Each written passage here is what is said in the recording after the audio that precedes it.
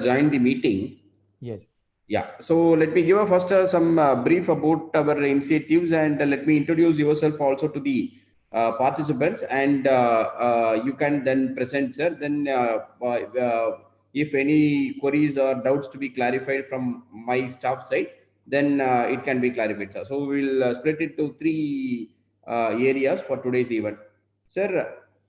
First of all, let me take this opportunity to welcome you for this webinar on Bala initiative. So let me introduce Kabir sir to all the participants. Kabir sir, we have engineering team with us and our school teachers, particularly school headmasters, and our from administrative side, our zonal assistant commissioners and myself also present in this meeting. So as you suggested, administrator, educational department officers, teachers, and engineering team who will be implementing at the tail end. All three wings are here in this meeting. For all the participants, Kapir sir is well known among IAS officers. He used to come to IAS Training Academy to give a lecture on this educational initiatives, particularly that innovative ideas that is being implemented in various schools, and they have successfully done this in various parts of the country. But for quite some time, SAR is involved in this initiatives, particularly in tribal areas, rural areas of Madhya Pradesh, Chhattisgarh, Jharkhand, and Rajasthan. They have wonderfully designed many learning, innovative and fun type of civil work related methodologies and other pedagogy related things, and they have successfully implemented also. Here, they will Kapil sir and their team will present a concept called Bala. I think I have briefed this to all of you. Bala is a concept. The acronym stands for Building as Learning Aid. We have various kinds of learning aid in our teaching and learning process. Maybe perhaps the chalk and board, blackboard and chalk piece is a basic fundamental learning tool for a classroom. So likewise, we have various type of learning and tools for learning and teaching.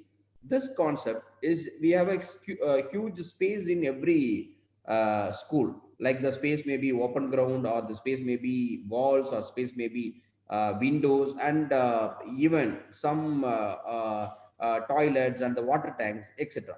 So we have various spaces in the form of civil work or open space, pillar, grill gates, and various other materials present in the school. Every school, every space in the classroom to be utilized to kindle the learning interest of the kids, and making the learning more fun and comfortable. That is the basic of this project, basic of this concept called Bala.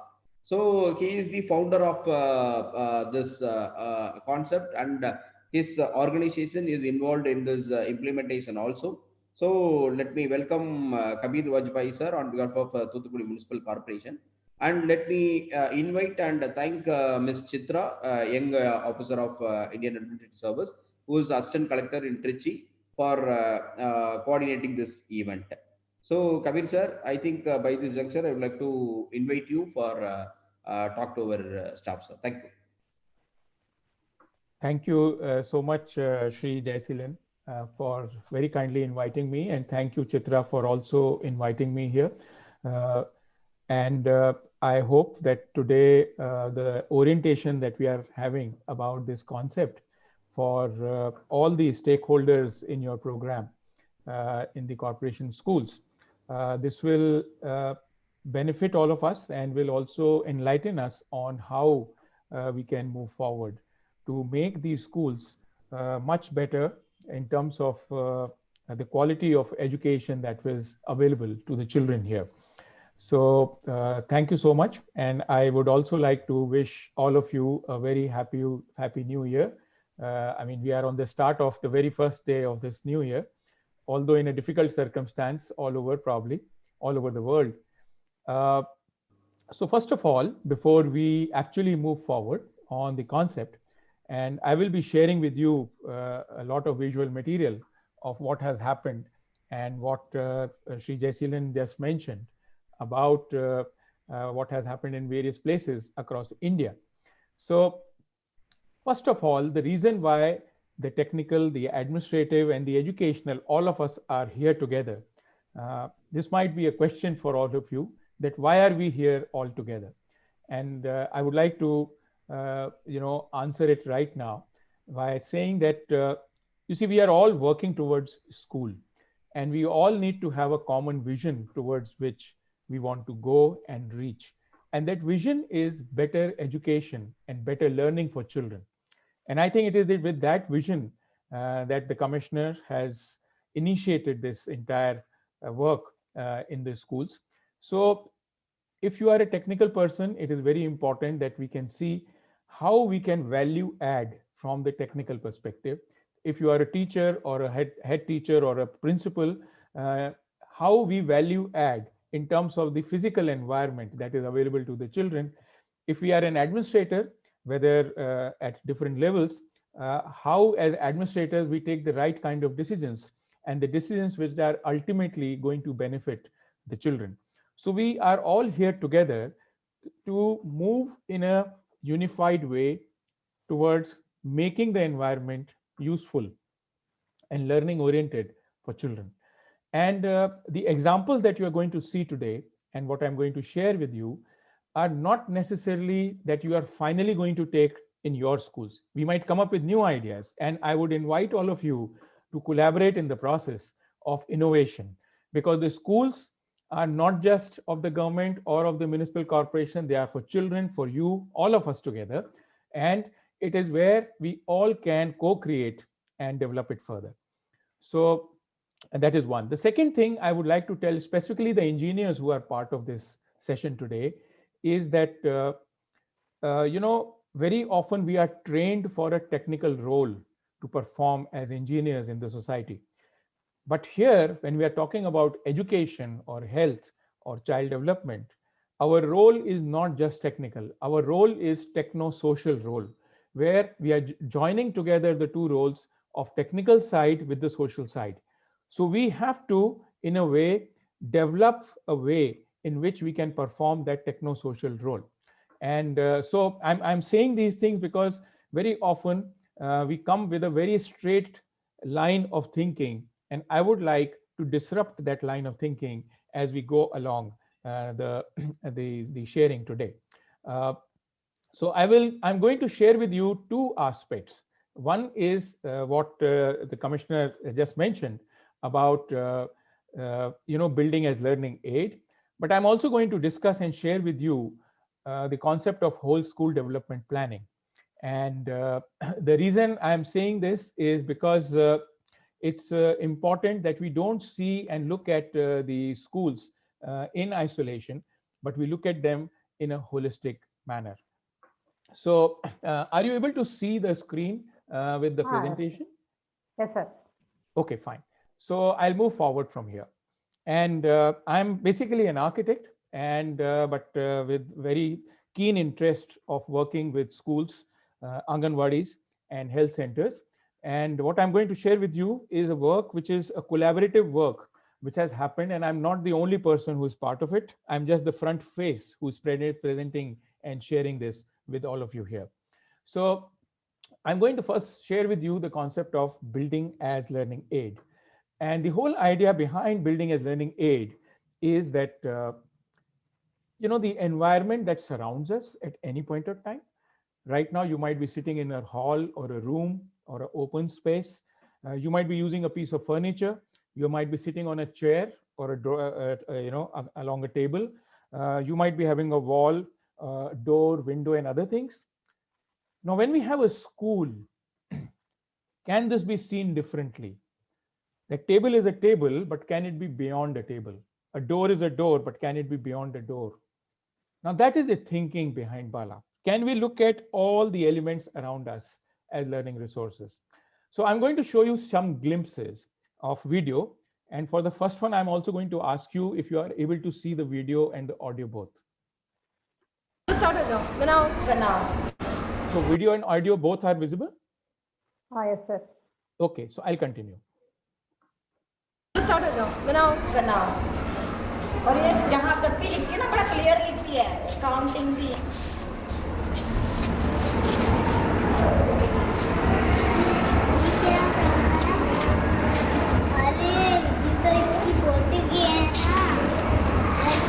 Confuse हो रही है.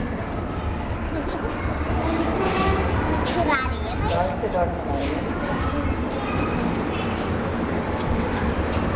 बना रही है. क्या बना रहा है? वो ये बना रही है, ऐसी बन गई है छोटी, छोटा बना रहा है. अब उसकी बात कॉपी भी बहुत साफ लिखती है. छुट्टियों में नहीं कि कॉपियाँ सब भरा गई हैं, नई नई कॉपियाँ लाए सब. क्या नाम है इसका?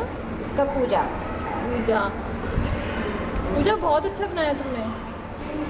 इधर देखो. Now this girl, this is a visual from a municipal school in northern India, and this is a wall in the corridor right in front of grade 1. And this girl has no idea about geometry or column patterns in South India, but as you could see that out of sheer interest she was able to do it. Now for the engineers, I would like to point out that this is a wall which has a plaster which is more like a chalkboard, and it has a green pigment added to it. And on that, these embossed dots in the form of column pattern were made. The child is not even supposed to learn geometry at this age, but by simply doing an activity at this point of time, she is able to learn so many things without teaching her the concept of geometry. And this is for the teachers, that the moment we make something accessible for the children, it makes a huge difference. As you can see, this is something which is accessible at the height of the child. It is available.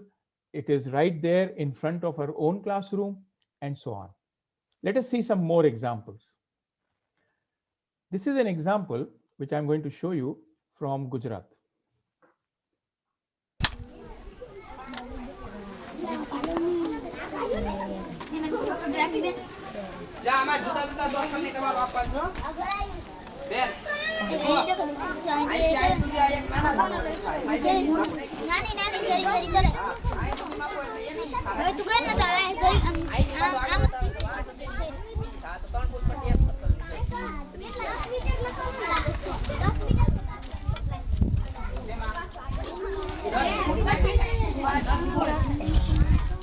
Now, this is for teachers, the school principals, and also the education administrators. Our notion about mathematics is that it will be learned and taught in the classrooms, but actually there is so much more to it. What you could see here was a mathematics classroom in a government school in Gujarat. What is happening here is that the mathematics teacher is telling the children to measure different things around them. In the process, they will know how to use a scale, what is a zero, what is alignment, what is straight, what is not so straight, what can be measured in a straight line, what cannot be measured in the straight line, and so on. Now, as you can see, this is not possible inside the classroom, but it is because of a certain way of teaching and learning that this mathematics is being learned in the outdoors. So our notion that learning takes place only inside the classroom, we need to change that. And children actually learn all the time. And that is the concept which has to be understood here. Let us see this one.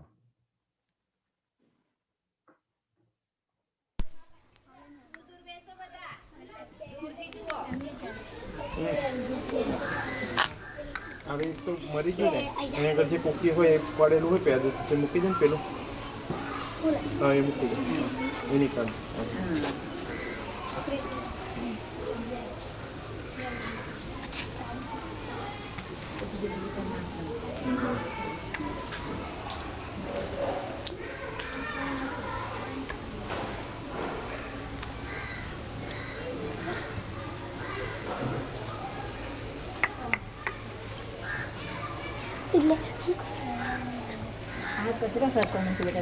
Now, this is a serious game of chess going on in the backyard of a school. Most of our backyards are dirty places. They have filth, they have dirt, and usually children would not like to go there because they might be even afraid of going there because it might be a lonely stretch. And for my dear engineers here, I would like to say that this chessboard is made out of broken tiles.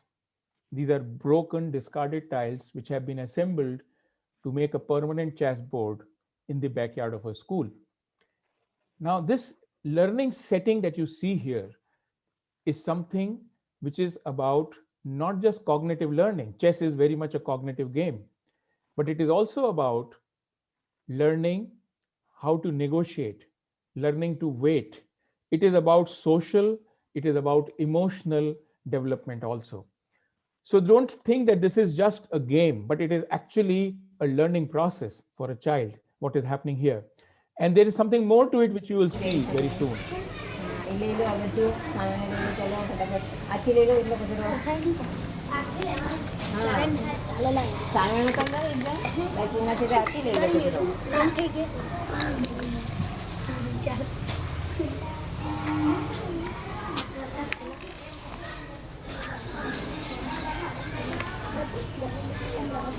Not everybody is playing, some are also watching the game.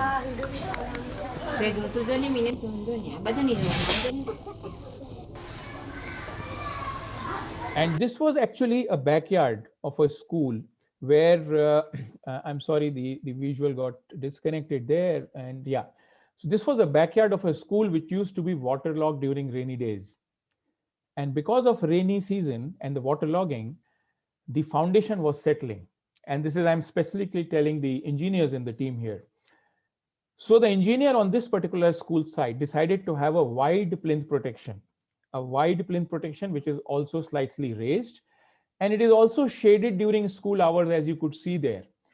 And on that wide plinth protection, which is taking care of the foundation and is not letting the water to log here, has also created this chessboard and other games for children. So you see, we are combining multiple things together to create something very meaningful in the same space which was otherwise lying dead. Let me show you another example. And this is using discarded tires. You are in a city and the city would have a lot of vehicles, and many of the parents might also be having some kind of a vehicle, whether a scooter, motorcycle, or any kind of a vehicle that they might be having. And if there are vehicles, they would also need change of tires. And this is using discarded tires. Just see the possibilities.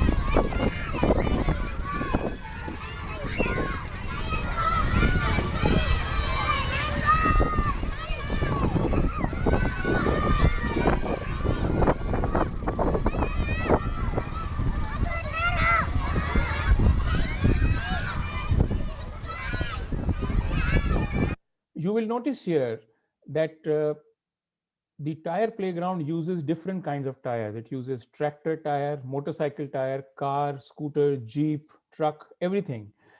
And the various elements which are designed here, they are interconnected.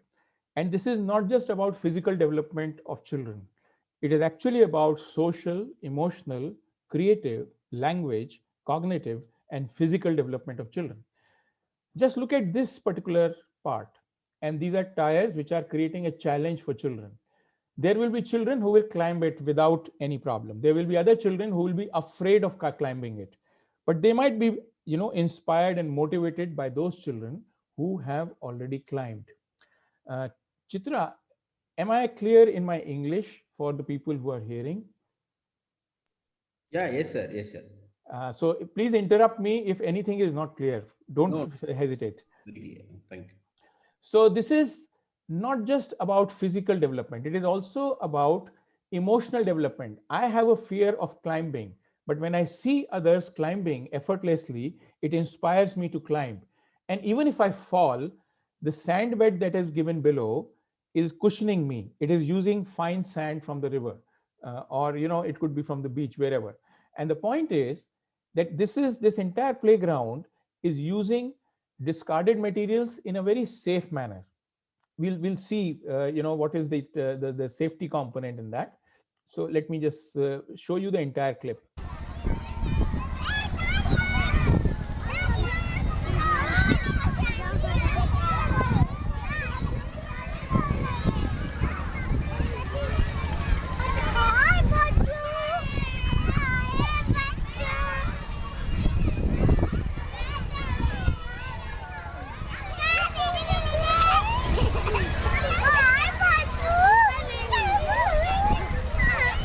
जाओ पुल पे जाओ.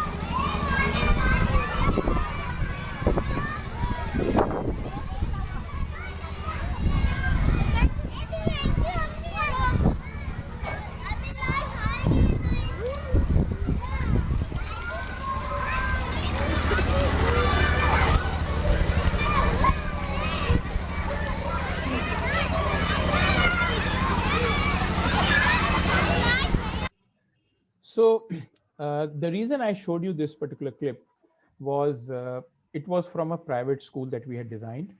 Now, the reason I showed you was that very often people come and say that just because it's a government school, you are telling us to use discarded tires. But the fact of the matter is that it is not about a school which is private or government. It is more about the fact what is better for child. You might have seen that when you give a toy, a finished toy to a child, after a while the child gets bored and they want to either break it or open it or do and fiddle with it. Now, what is this fiddling actually? It is basically a child wants to be creatively engaged with it. Very often when you have very finished kind of play equipments available for the children, which is usually sold by the commercial companies in the market, children are not very interested after a point. They want to fiddle with it. Now, this entire type playground that you saw allows the children to fiddle with it in whatever way possible. And that is exactly what we are trying to do. The reason I showed you this example from a private school was that even private schools make it. So it is not as if we are giving something inferior to our government school, but in fact, it is in terms of quality of learning much superior than those finished, more expensive looking playground equipments. So don't take that as a benchmark. Use that which is good for learning, for development, holistic development of children. So what is BALA? Building as learning aid. But let us try to understand this further.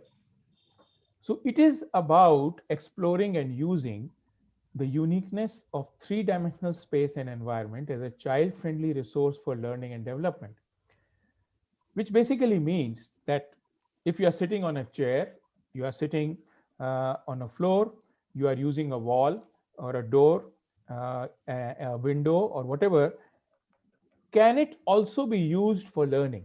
Can it also be used for development of child, some aspect of development of child? So what we are seeing right now is an interface between architecture and child's overall development needs, where learning is also integrated. So we'll see this with some more examples. Now, this is an example from an Anganwadi, and Anganwadi may or may not be part of your school environment. But what you see here is an example where the lower part, which is child accessible, You remember the first video clip that we saw? It was accessible to the child, that which is in the reach of the child, where the child's hand can reach, the eyes can reach, they can easily access it. So the window grill, which is accessible to the children, has been modified, not the whole grill, only that part which is accessible to the child. Now, and that what is age appropriate for that particular age has been provided. So if you do this in grade 8, it will be different. But if you do this in grade 1, it will be different. This is not even grade 1. This is much earlier. This is for Anganwadi. So this is much simpler and slightly different from everything else. Now, as you move forward, as I told you earlier, there might be certain letters which children find difficult to write in Tamil. Now, those letters can be identified, and the child's hand movement, the pincer grip, the overall dexterity of the hand can be molded when they move these rings in these shapes. So, for instance, this is an example from Karnataka where they had certain problems in writing certain letters, and also the letter L, which is between L and L in Hindi. So, and they had problems in writing it, and so they said that we need some shape which allows the practice of that. So we made that out of that in the grills here. So what you see here is actually for grade 2 children. And as we move further for higher grade, this can be much more complex. So this gradation of what is appropriate for which age also needs to be understood by the technical people and also the education people. Now this is another example, and I'm showing you two examples where door angle protectors are made under the door shutter. This is an example from Kashmir, a school, government school in Kashmir, where these angles that you see. So every time, and I'll narrate to you my own childhood. And when I was a child, and in the first time when the mathematics angles were introduced to me in the school, I was also in a government school, and I did not really understand it. So I learned it, and that was not very clear to me as a concept. But because the teachers say that it is this much angle, it must be that much angle, and that's what I agree to, and I don't question it. But the point here is that every time a child comes to a classroom and is you're moving the door shutter, it is sweeping so many angles. What you see here is that we are simply marking those angles on the floor. You need not even write and paint it the way they have been painted here. They can be written with the chalk and also rubbed off. That I think would be much better rather than painting it permanently. But you can mark the angles here, because the moment you do this, a child is able to understand that geometry exists around us. And the moment it opens out from the mathematics textbook and the chalkboard, the child is able to relate the geometry with the real world. And I think that is exactly what mathematics is all about, to understand the concept and relate it to the real world. Now, the moment that happens, a child will notice that every time he or she is opening the textbook, even the textbook is sweeping so many angles. Now, that is the real experience which we want the child to have while learning mathematics. This is an example of that. So, Bala is about transforming our attitudes toward children. Now, I would like to invite all of you sitting here to tell me what is the difference between these two images, the one on the left and the one on the right. Anyone? And please don't feel shy. Speak in Tamil if you want. And I would request Chitra to kindly translate it. Yes. யாராவது நீங்க தமிழ்ல பேசணும்னாலும் பேசுங்க. So I'll be translating to sir. Yeah, thank you. You can even translate the question if you want. What is the difference between the left and the right picture?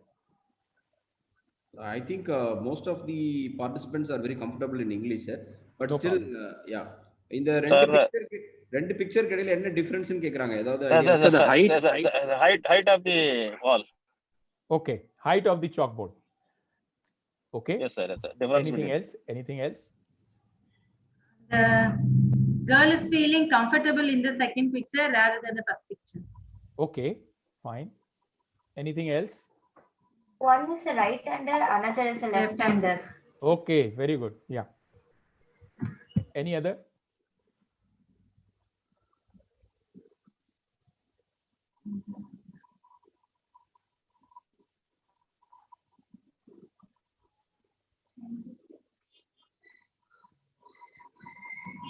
Okay, so let me tell you this, that these two photographs that you see in front of you, they are from the same municipal school. In fact, the same classroom and the same wall. The difference is 3 months. The left and the right pictures were taken in a span of 3 months. So what was the difference between the two? Let me now take you to more details on this. Now, as you can see that, if you want to do any change in the physical environment of your school, you will need an administrative approval. You will also need a technical sanction. And then only this can be changed. This kind of a change can be done that you see here. Fortunately, your commissioner is already, there to help you out in this. So the administrative sanctions for this administrative approvals may not take much time.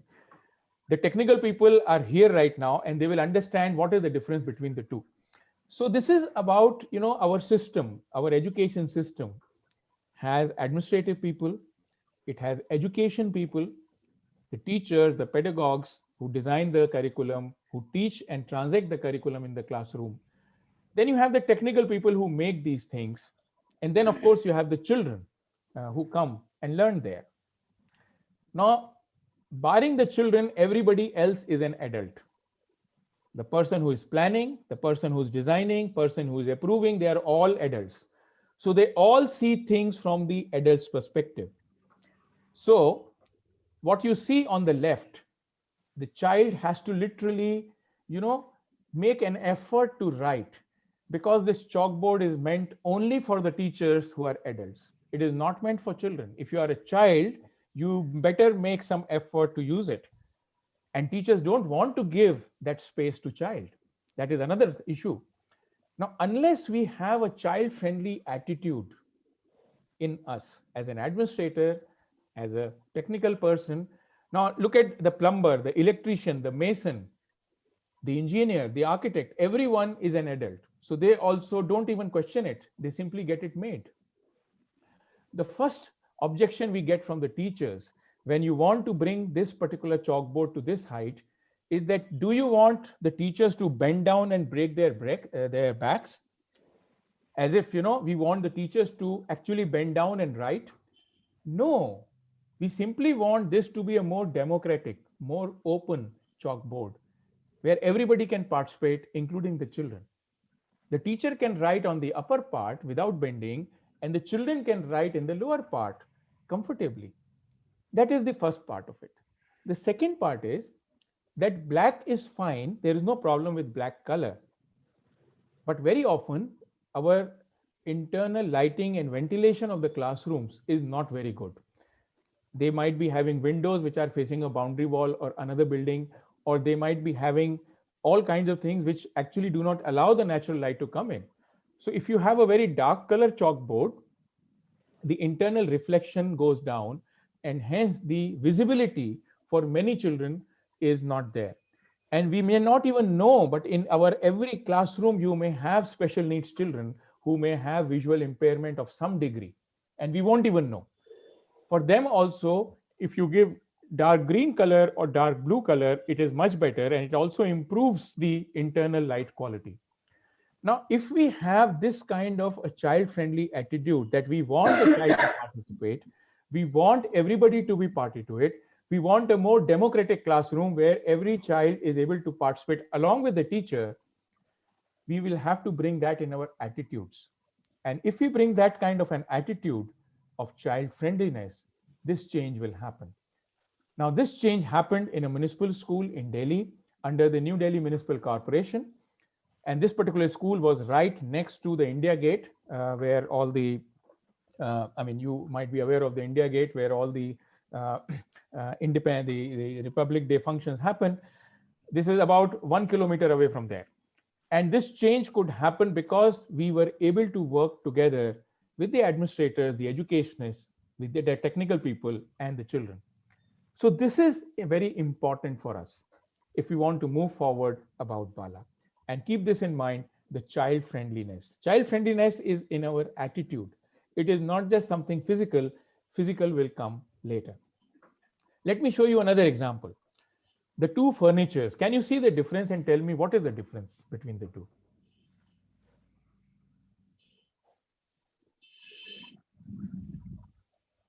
Sir, the height of the bench is very high, sir. This is easy for handling, sir. Okay, very good. Anything else that you can know? Any of the engineers would like to point out something specific in these two? So you can use as activity table, sir. Activity table, they can draw. Yeah, actually, we won't allow the children to scribble anything on the desk or a bench. And in this second picture, the students can able to write. This can be utilized as bench, desk as well as board. Okay, very good. So one of the reasons why we do not usually allow children to write is that no, they will spoil the wall, they will spoil the floor, they will spoil everything, you know. The point is we are designating spaces where they can spoil. We are not telling them that you spoil everywhere. We are telling them you can spoil it here, you can spoil it there, but not everywhere else. So it is a kind of a disciplined spoiling of whatever you may call it. But why are we allowing them to spoil? And let me now dwell a little bit on this.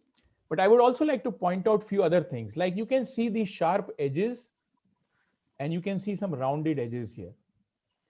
The second is the height. You can see that this is high for this child, but that's the kind of furniture we usually provide. And I would like that we refrain from having that kind of furniture. The other thing you will notice is it's a fixed furniture. The desk and the bench, they are all fixed. Now that doesn't allow flexibility in seating, and flexibility in seating is something which is required for various kind of learning activities, even for higher grades. Now coming back to the scribbling part.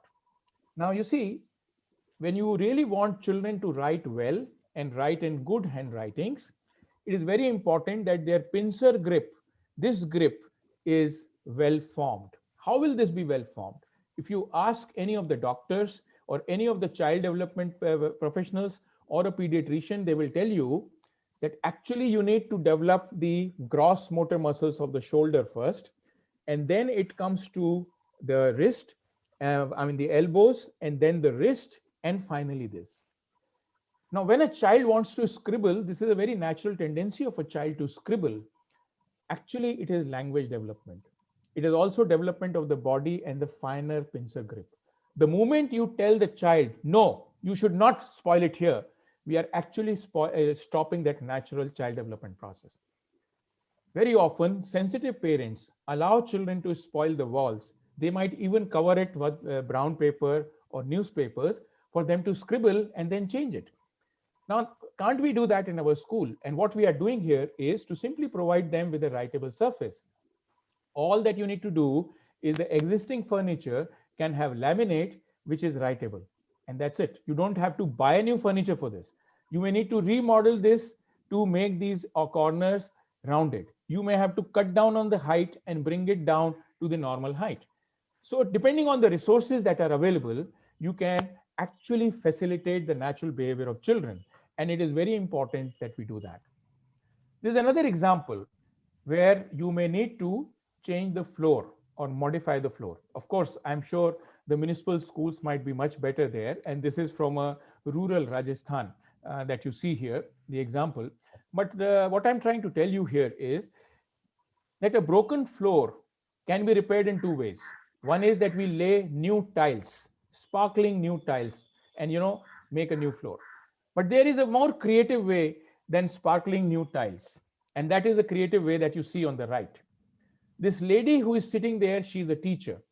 And what she's doing here, along with her principal, this is a school in a tribal area. And they went 70 kilometers away to the district headquarters to obtain these tiles.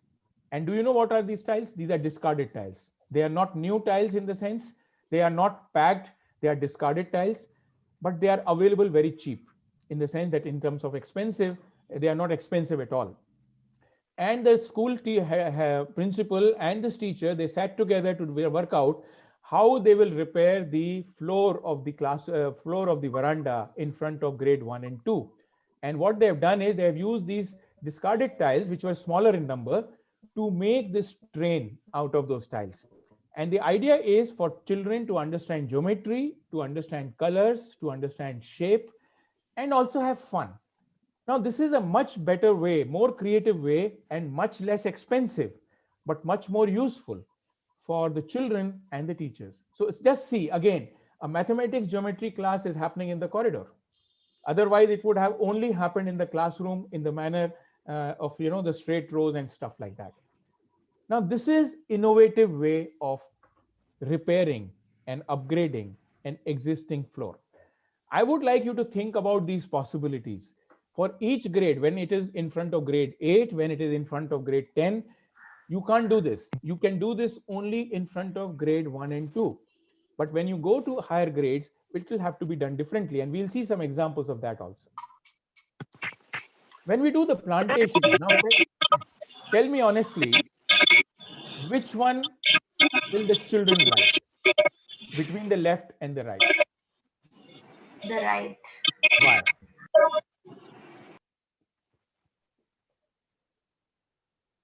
It gives more shadow space for the children to play.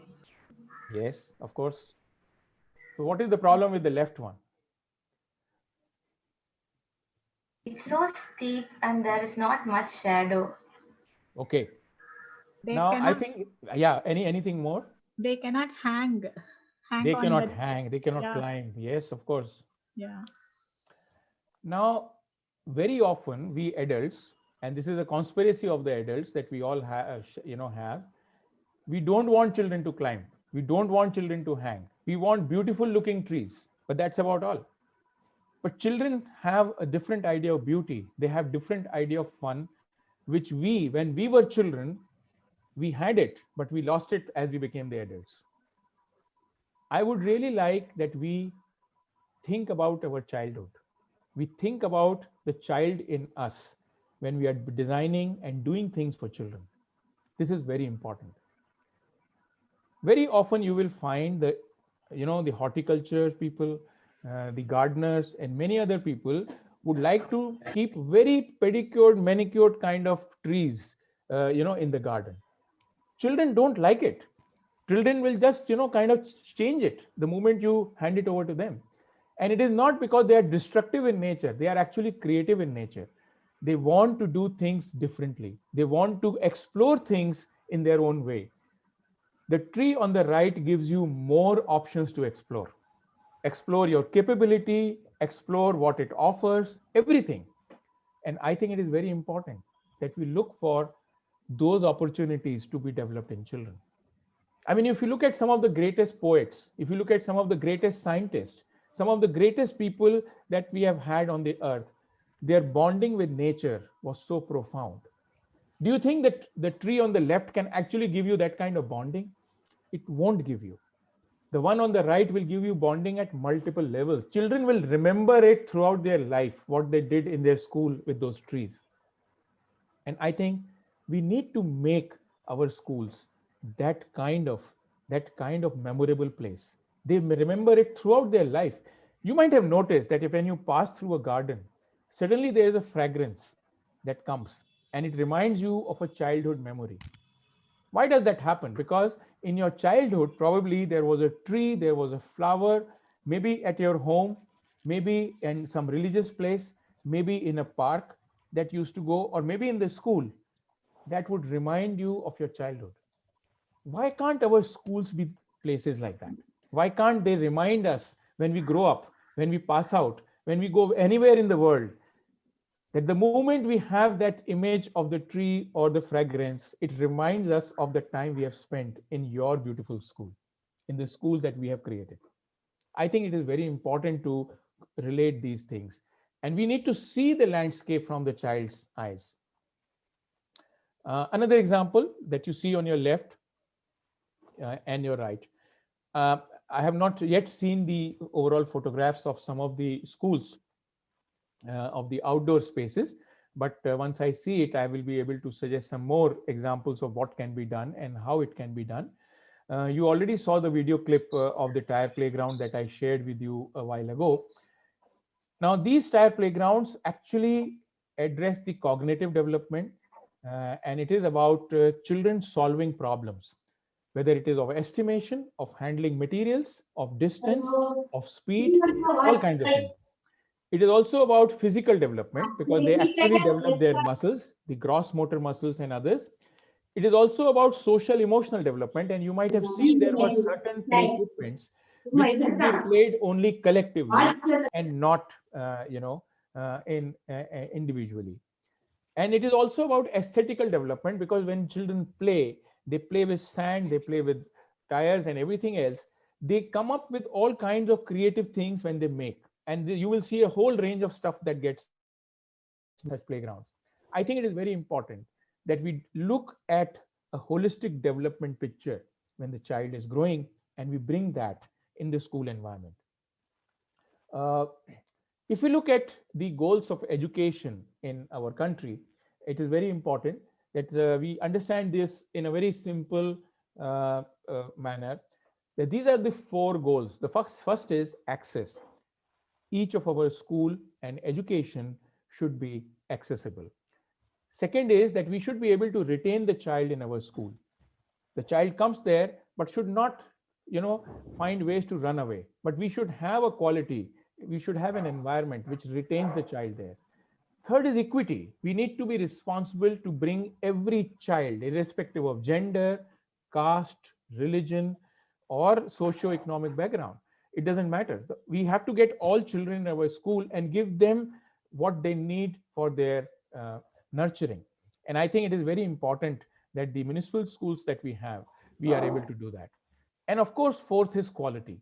And when I'm saying quality, for engineers, it might be the quality of building. As an architect, I would say it is the quality of environment. As a teacher, as a school principal, you will say quality of learning. And as an administrator, you will look at it quality as a whole school. And this is exactly what we are trying to do, that we are trying to address quality as a whole. And it is an overarching thing, which is looking at access, it is looking at retention, it is also looking at equity and quality. So, and if we want to take Bala in a school, we need to do few things. One is to create settings for playful teaching learning experiences.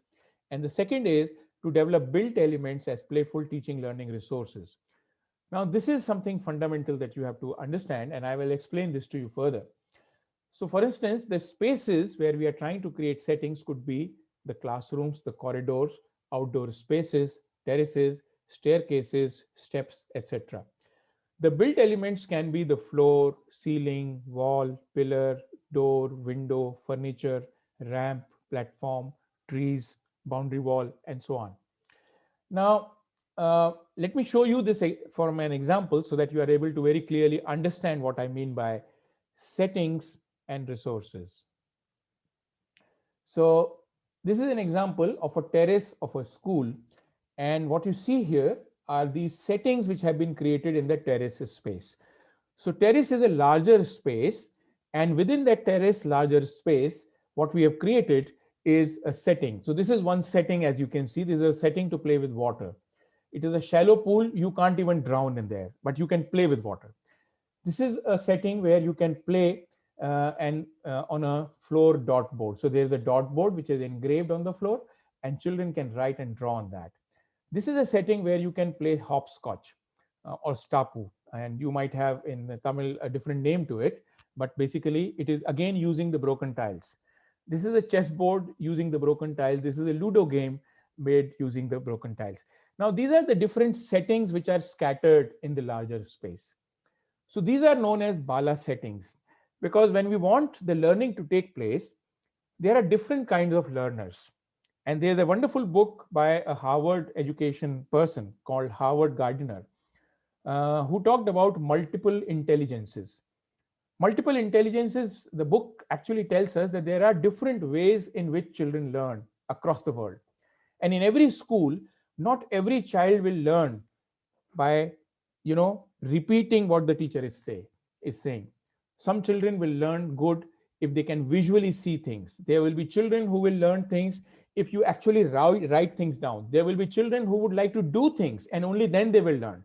And you can actually go back to your own childhood and find out what kind of learner were you at that point of time. Now, Bala settings give the children options to choose. It gives them options to learn in different ways. Now, that is what we are trying to do.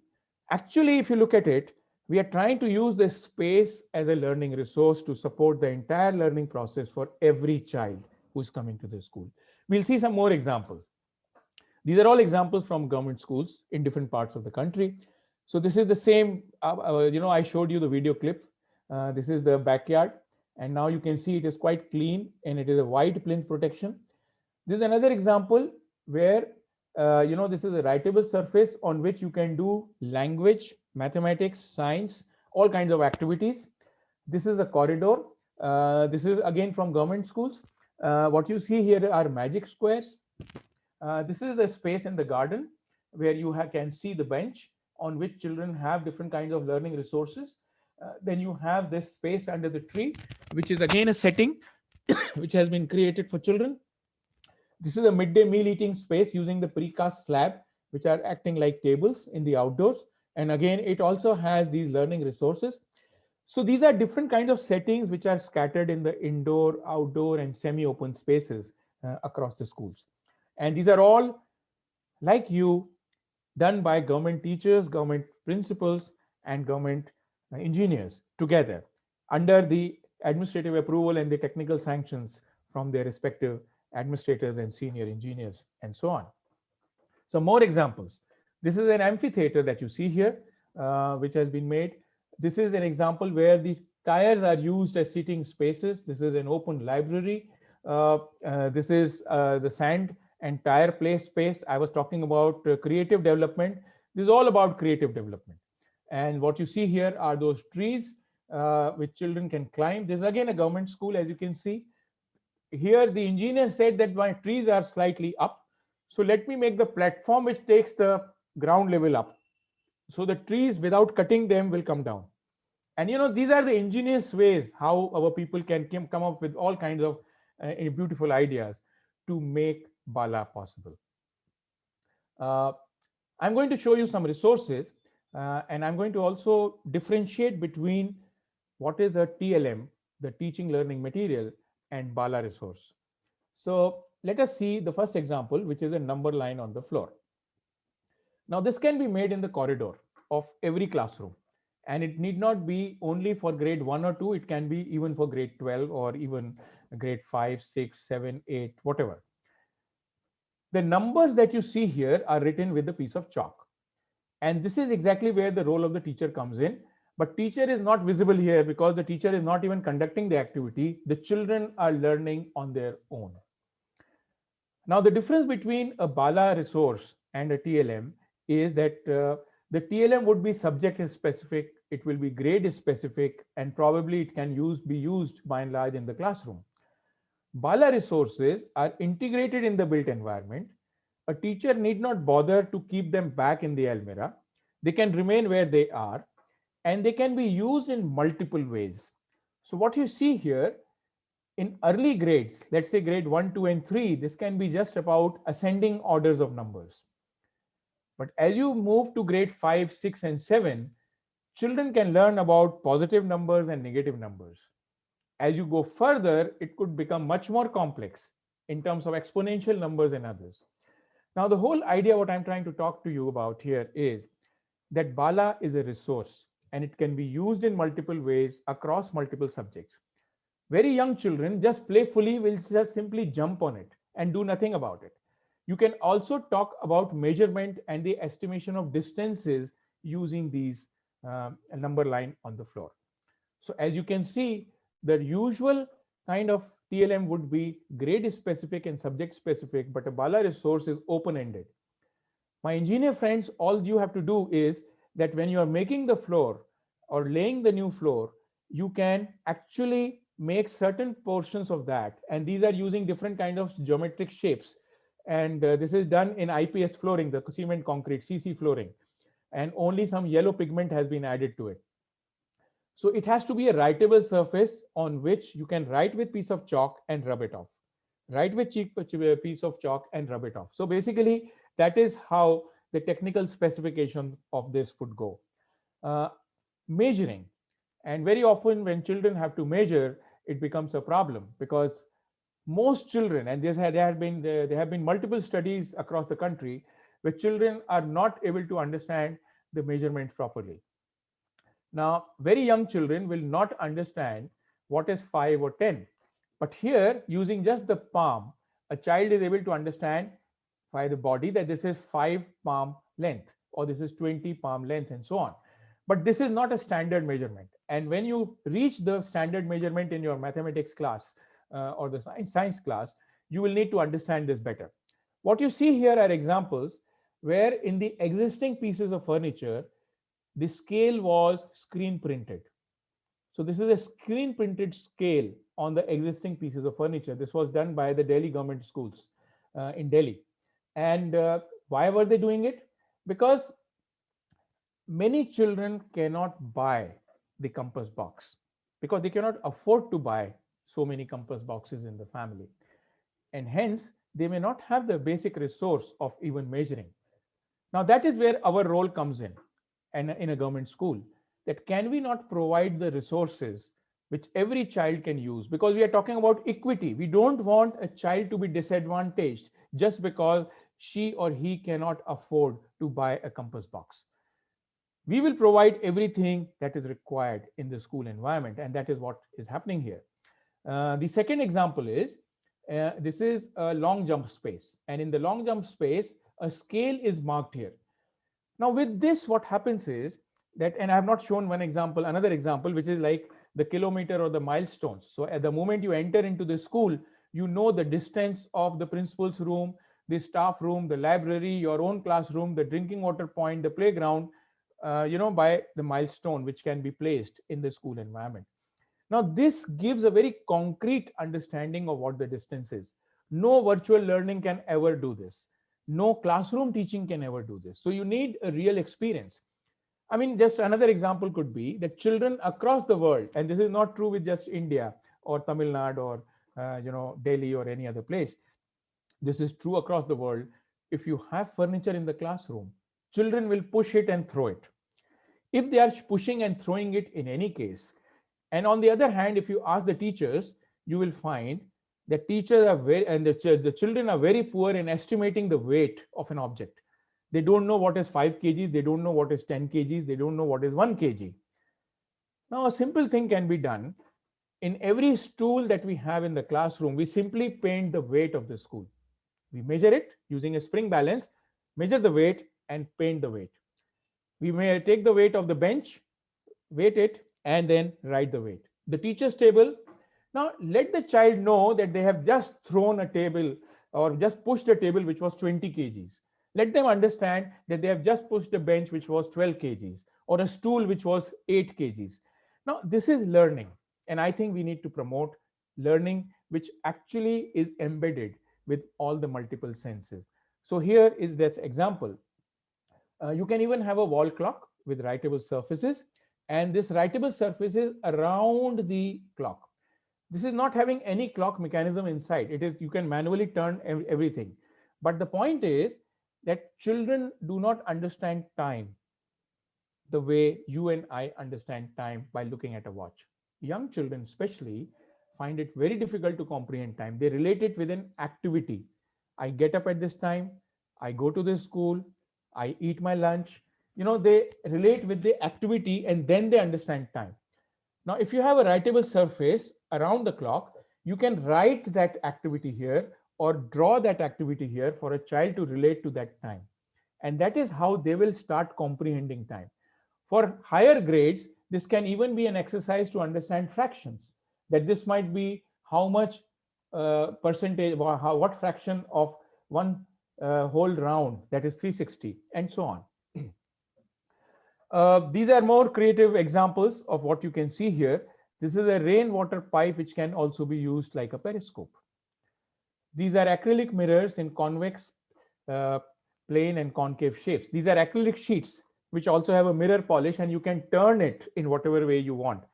The regular convex mirrors made out of glass are very expensive, and they can also be easily broken.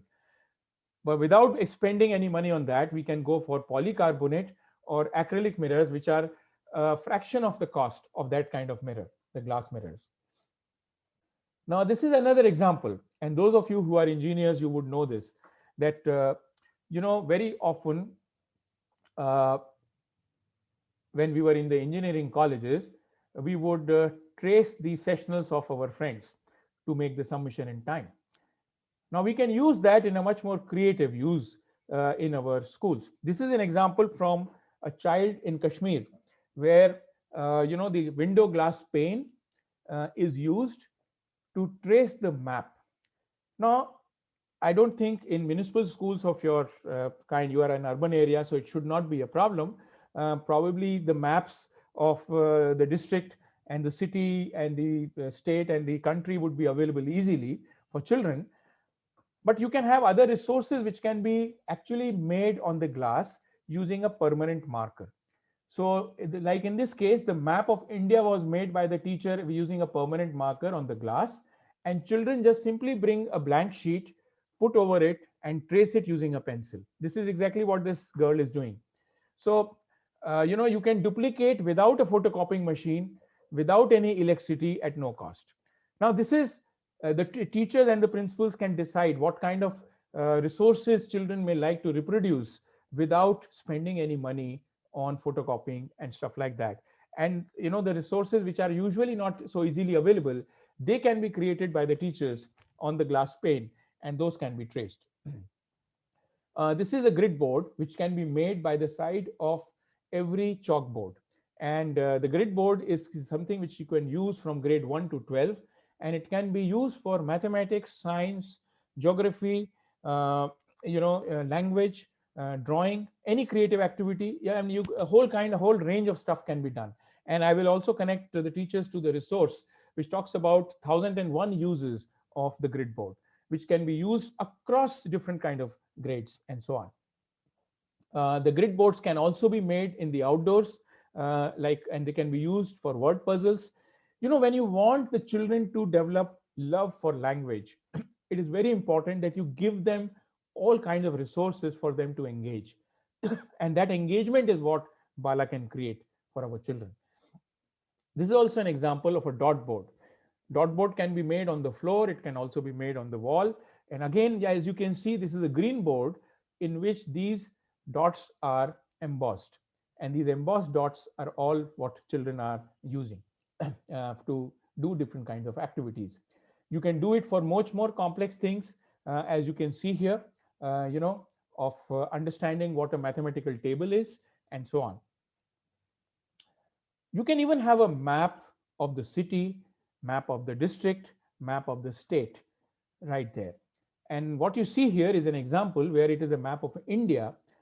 And the reason we are talking about this map is that you go across the country, and I have traveled even to Tamil Nadu, and I've discussed this with teachers there long time back. What I've found is that mapping is something which is not taught properly, because children do not have the concept of map right. And the reason why they don't have the concept of map right is because the teachers do not have the concept of map right. You will be surprised. I have been in workshops where I've asked teachers, can you show me where is the north? And they've shown me upwards, as if we were all sitting in the North Pole and hence you were pointing upwards. No, it happened because the maps that you get in the market and then you hang it on the wall, it shows the north upwards. So for everyone, it was as if the north lies upwards, which is totally wrong. Now we need to correct this, and we need to correct many other things about maps. So what we thought was that let us have a scaled map, which is exactly due north, the true north in this case, and let the geography class happen there. What you see here is a geography class which is happening. It's a grade 8 in the outdoors, and it is also a space to play with mud and sand and so on. You may have ramps and you may have railings, and this can be a pipe phone. Now, why a pipe phone on a railing? You see, when children learn acoustics in physics later on, when they come to a higher secondary grade, they would understand various things. What travels straight, like a light travels in a straight line, but the audio waves do not travel in a straight line. You can bend the pipe and you can still hear on the other side. Now, it might be a fun game at an early age, but it becomes an experience to build upon to understand the phenomena of acoustics later on. What I'm trying to say is we want to enrich the experience of the child and the time they spend in the school for it to be reflected upon, to be used as a base material throughout their life. And that is the example that I gave you. I'm going to very quickly show you a transformation that can be brought about in a school. And I would like that each one of you, when you go back to your school, you are able to do a baseline of what is there right now, and you can come up with this kind of a story for your own school after few months. So this is an example, and this is a particular example where from grade 1 to 8, 220 children of migrant tribal community were there.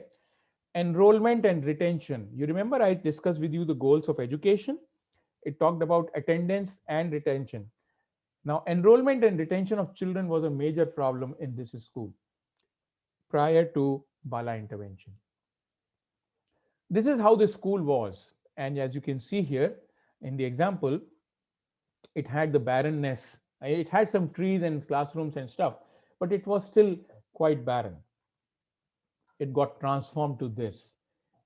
And let me tell you, I have not done any magic. All my team and myself have done is to train the people. This magic was done by the school principal, the government engineer, and the local administrator there. And the photograph has been taken largely from the same point from where the first one was taken. And I'm not bluffing you. Let me tell you, this is a real story. What has happened in between this and this is something that we need to learn from. I'm going to show you another photograph of the same school, how it was before. Just watch this boundary wall, the headmaster's room, the entrance to the headmaster's room, and this is how it became. The same wall, you can see some traces of that wall. You can see the same gate, the same headmaster's room, the same window, the same door, the same veranda. Now, this transformation has been brought about by the school community, which includes the SMC, which includes the head teacher and the principal, these teachers, the government engineers, and all of them work together to create this. And that is the beauty of it. And I think that is what we should do when we are going to do it in our schools. We will write our own story. We will not repeat what has happened there. We will write our own story. We will come up with our own documentation. This is how the corridor was, as you can see here. And this is how the classroom was. This is how it became. And our government schools don't even have a staff room for teachers to discuss, to plan out things, to do their own, academic activity. This is school. This posh furniture that you see here is actually made out of discarded packing material. This particular school was not very far from an industrial area, and that industrial area had a lot of packing material which was lying waste. They got it here, and they got a carpenter to do all this stuff there. This became a kind of a staff room where teachers would come and spend some time between the periods. They would also eat their lunch here, and it became a nice space for them to sit and do their activities. This floor was modified. I showed you a photograph a little time back. This is how it was earlier, and this is what it became. Now, this is where our creativity of what can be done when we are trying to revamp. It is not beautification. It is about changing the way a child will engage with the school environment and the learning process. This is how the floor was earlier, as you can see, but the same floor became like this. What you see here are examples that these are all child accessible chalkboards. As you can see here, you have a white floor, you have lowered window. Windows have been lowered down so that the light and ventilation is there. The flooring again has some discarded tiles which are used as a pattern. And as you can see, it has much better natural light as compared to before. Now, this is the transformation we can bring to the child. And this is how we can all touch. This is a great opportunity that we all have with us. Whether you are an administrator, whether you are an engineer, whether you are a teacher or a school principal, of touching so many lives for future, for all time to come. Just what you do right now is going to transform the way they have the experience of coming to the school. You saw that video clip of the chessboard a little while ago. This is how it was earlier. You can see the dampness patches in the walls. You can see that this was all having the algae, and this was all having waterlogged area. So this was not very good, and this was not used. This was not even a usable space. Now in this case, after the repair was done, the upgradation was done, and this is exactly what an engineer friend of ours did there. And I had not done anything here. I've only trained that engineer, that's about all. He created that plinth protection that you see here. This school never had a midday meal eating space. And as a result of that, children would go out and sit in these places to eat their midday meal. Imagine, I mean, such an undignified way of eating meals. But now they have a dignified space to eat meals. This is exactly what is happening there now. And when it is free time, then you can play chess. And then it is not just about boys, it is also a playful space for girls. It became safe for girls. Often you will never find girls going to the backyards. But here it became a safe space for girls also. Now this is, in an urban area, and as the Commissioner Saab just said, earlier, that we have a large chunk of space. Even if it is a large chunk of space, it is our responsibility, it is our fundamental responsibility that we do not let it go waste. It should be a resource for which it is meant, which is for learning. We are there for making that learning. The childhood should be brought back to the child in the process of learning. They should play, they should explore, they should create all kinds of things. Now we are just showing you a map here, and there was a study which was done in the same space. So this was this map of the school originally, and all the misused spaces, the red ones, these are the misused spaces. And what is the misuse? Often after the school hours, especially in the evenings, some unsocial elements will come here, they will drink, they will have drugs, and put the wrappers and leave all kinds of filth in these pockets. This is how this school was. And then these are all the images of the pre-intervention phase. Now there are unused spaces. These were spaces which were not used. They were there in the school, but no child was actually using them, these pockets. And then there were blue spaces, this entire space, which was a good space, but somehow it was underutilized. Now, municipal schools have in their domain a good chunk of land, and I think it is our fundamental responsibility to utilize it to the maximum and do some planning around that. And I think what we need to do here is that, and I'm going to show you some examples of this right here. Now, this is how the school was. As you can see, very minimum number of trees that you can see in that photograph also. And it transformed to this kind of a green school. And how did that happen? And then there is introduced all these Bala resources in all these places. All these purple dots or the pink dots that you see are where all these resources were created.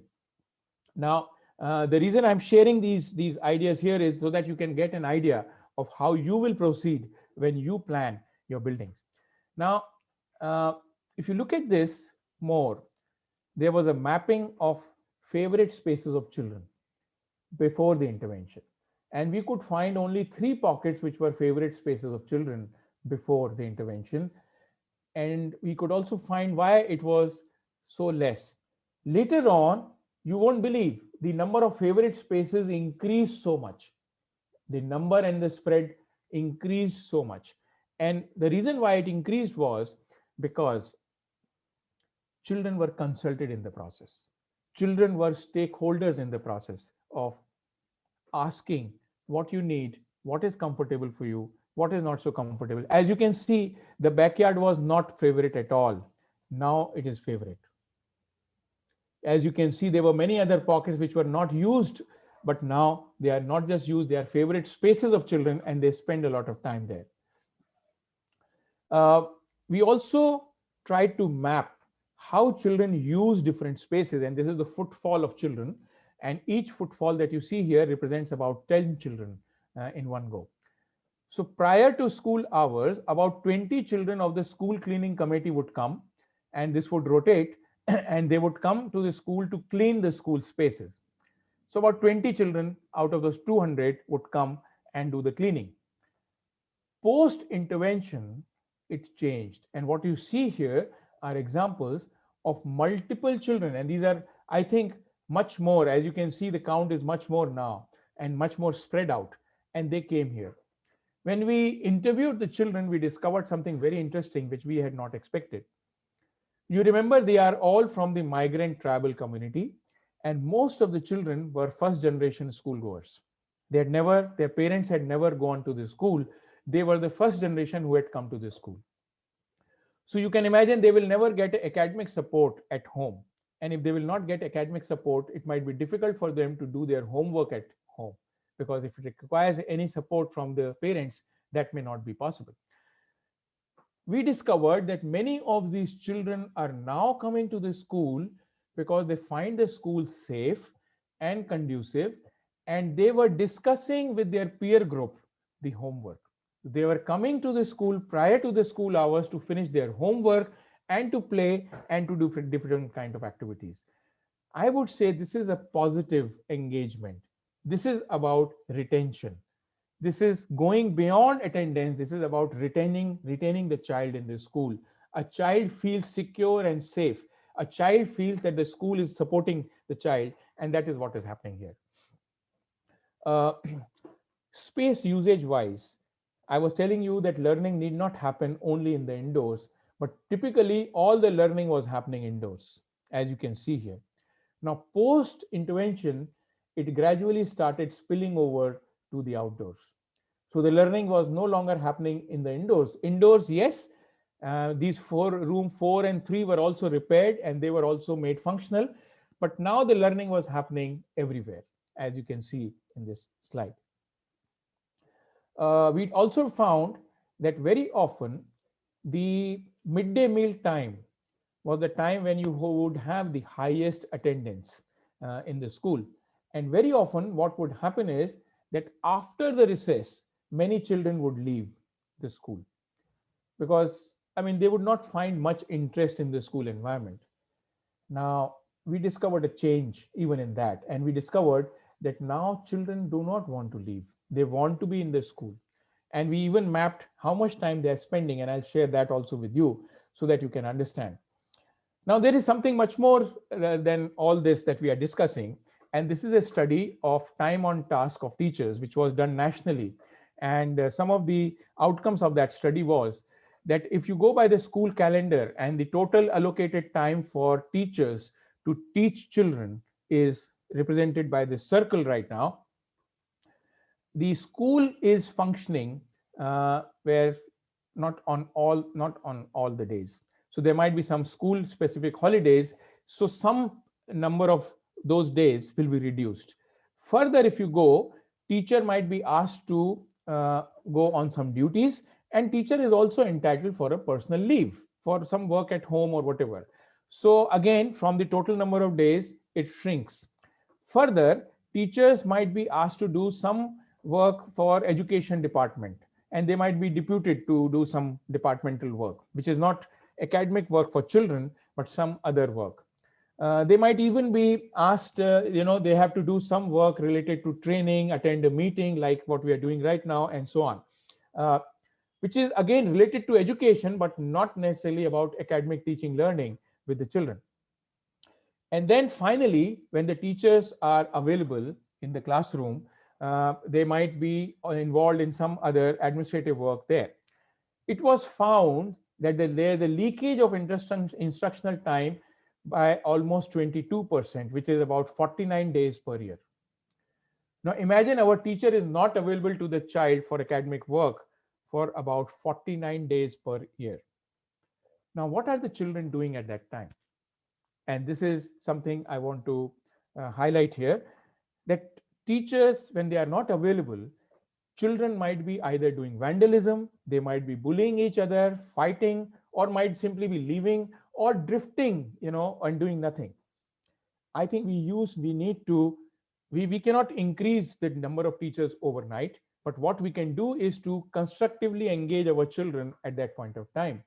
So a result of this time on task study was that, it reduces the opportunity learning time for children, and children are usually off task during this time. They are not learning, and the resources available to children for learning and playing are also locked inside. So Bala supports here. When you create these kind of learning settings in the entire environment, you don't need the teacher to be available all the time. And teachers, even if they are not there, if children know how to use a resource, they will find a way to use it. What you see here are examples of activities when teachers were not around, and they were photographed, and they were photographed in a manner where children didn't even realize. And these are the activities they were found to be doing. Children want to learn. They are not stupid people. I mean, they want to do all kinds of things. It is very often that we don't provide them with the opportunity. Now, this is the possibility of self and peer group learning.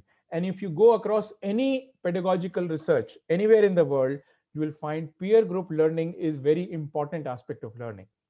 Now, that is what we can promote from Bala. What you see here are other examples where the learning is taking place in the outdoors, whether teacher directed or not directed.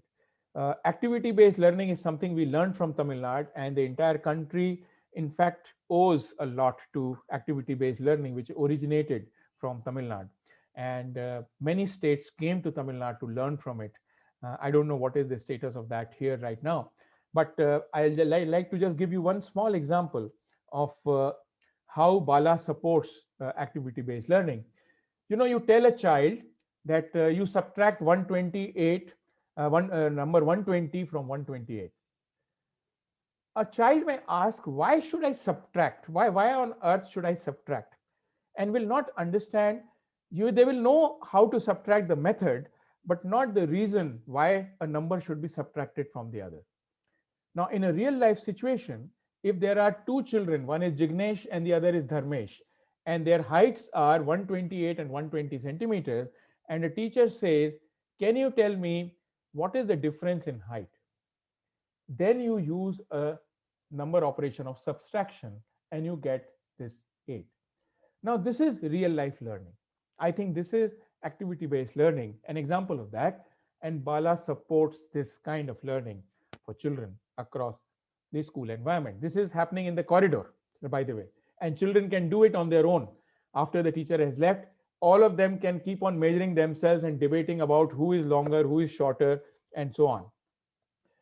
Now, what we found, and this is a study I'm sharing with you in a graphical manner, that typically earlier, pre-intervention, the school would start at 10 a.m. and end at 5 p.m. And the highest intensity and the attendance of children was there at the MDM time. So it will start at 10 a.m. and end at 5 p.m. After this intervention was done, children would come even before the school time and would stay back even till late. Now, this is the difference of how you create an affinity, how you create an involvement, how you create ownership with the school environment. And even on the holidays, children will come and water the plants. In fact, the entire plantation that you see, there are no gardeners. School cannot afford to have gardeners. They don't have resources for that. It is fully maintained by the teachers and the children. Each child has been given the responsibility to take care of one or more plants, and they have to take care of the plants even in the holidays and the vacation time. Now, that is how we can develop. So children have voluntarily stretched the time they are spending in the school, and this has a direct implication on the attendance and retention. I'm going to skip this, but basically what I'm going to share with you now is what is the transformation we are looking for. We are looking for decrease in absenteeism of children. We are looking at teachers had to pursue the parents for enrollment, and now children demand to be sent to the school. And that is the transformation that has happened in the behavior and the attitude. Number of positive adjectives used by children to describe the school has increased. So the children were interviewed before the intervention, and how they would describe their school and how they would describe the school after the intervention, there was a difference. And they were using a lot of positive adjectives when they were doing it. Children were reportedly more constructively engaged, indicated by the decrease in number of reported cases of bullying, fights, and vandalism in the school by children. And I think this is something very important and significant for us. And how do you know this? And we discovered that the rate of replenishment of the first aid box of the school has decreased from weekly to a monthly frequency. I think when you constructively give an environment for a child to, use the energy, it is bound to have a positive effect. And Bala is actually trying to create that kind of a positive effect. One more important aspect that I want to share with you is increase in ownership of school by the community and significant decrease in vandalism of school property by the local community. All those people who were drinking and having drugs, they were shunned away by the school community and they could no longer come there. And in fact, some of them later on started participating when the plantation in the school started happening. So you convert a negative behavior even to a positive behavior when you create a positive example right in the middle of the community. And I think that is the beauty of the whole thing. And the last point, which is very important, and I'm going to show you one or two examples before I end my session, is the creative potential of teachers, headmasters, school principals, and engineers is unleashed. I would like to add even administrators here. And I'm going to show you some examples very quickly so that you can understand what you can also bring into the whole process. So the first one is an example. You remember the video clip I showed you a while ago, the tire playground? Do you all remember that? Now we showed that video clip in a training program for school headmasters and engineers. And after the workshop was over, it was a 2-day workshop in which multiple things were done. I also gave them that video clip for them to see it later. But I also told them that when you go back, you can do everything that you have seen in these slideshows, but try to come up with something new.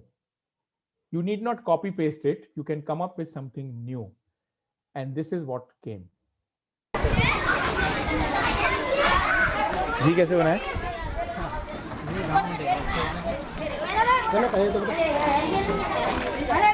तो bearing के आधार पे ये नया concept है, software है, school का ही बहुत खूबसूरत है।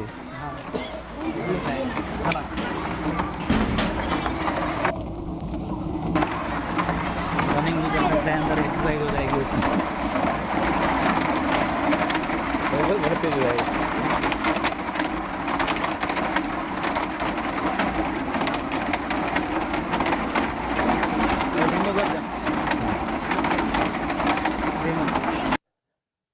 Friends, what you saw just now is an example of sheer innovation and creativity by a school principal, a supporting engineer, and a local fabrication workshop.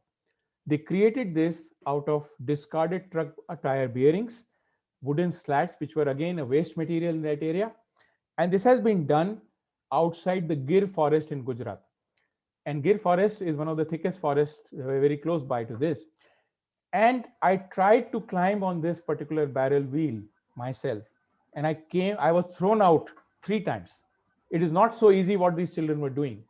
Imagine once a child has learned to do this, how they will understand now centrifugal force, centripetal force, inertia, rotatory motion, everything that they are going to study in their middle and the higher grades. They have experienced it. Now that is the beauty of innovation. Imagine if they would have, the teacher and the principal and the engineer would have repeated what I have shown them. This would have never been created. You won't believe the state project director of Gujarat Education. She came down to see this and she was about to announce that let every school have this kind of a barrel wheel. And I stopped her from that. I said, don't tell have barrel wheel. Tell them create your own wheels in your own way. And you won't believe they created many more things. And I'm going to share with you another example. These are the people who created that. And they all are the creators of what has happened there. I want you to be part of that creation. I want that you are becoming that kind of a person who is able to take it forward. This is another example. And one of the school principals, she said, I have girls in my school and I want some kind of a toy to be made for girls. I said, please go ahead, think about it and make it. And this is what she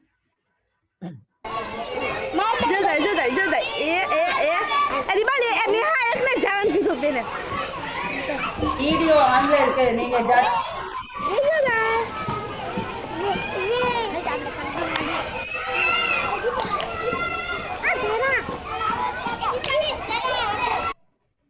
Another example from the same school where after attending the workshop, again the same message. Please don't repeat what you have seen. Use that in your mind, in your thinking process. Use it as a base material, but come up with your own creativity. Now, this is what, the school principals told me that, well, the tire ideas were very good, but my girls wanted a merry-go-round. And this is what they have created.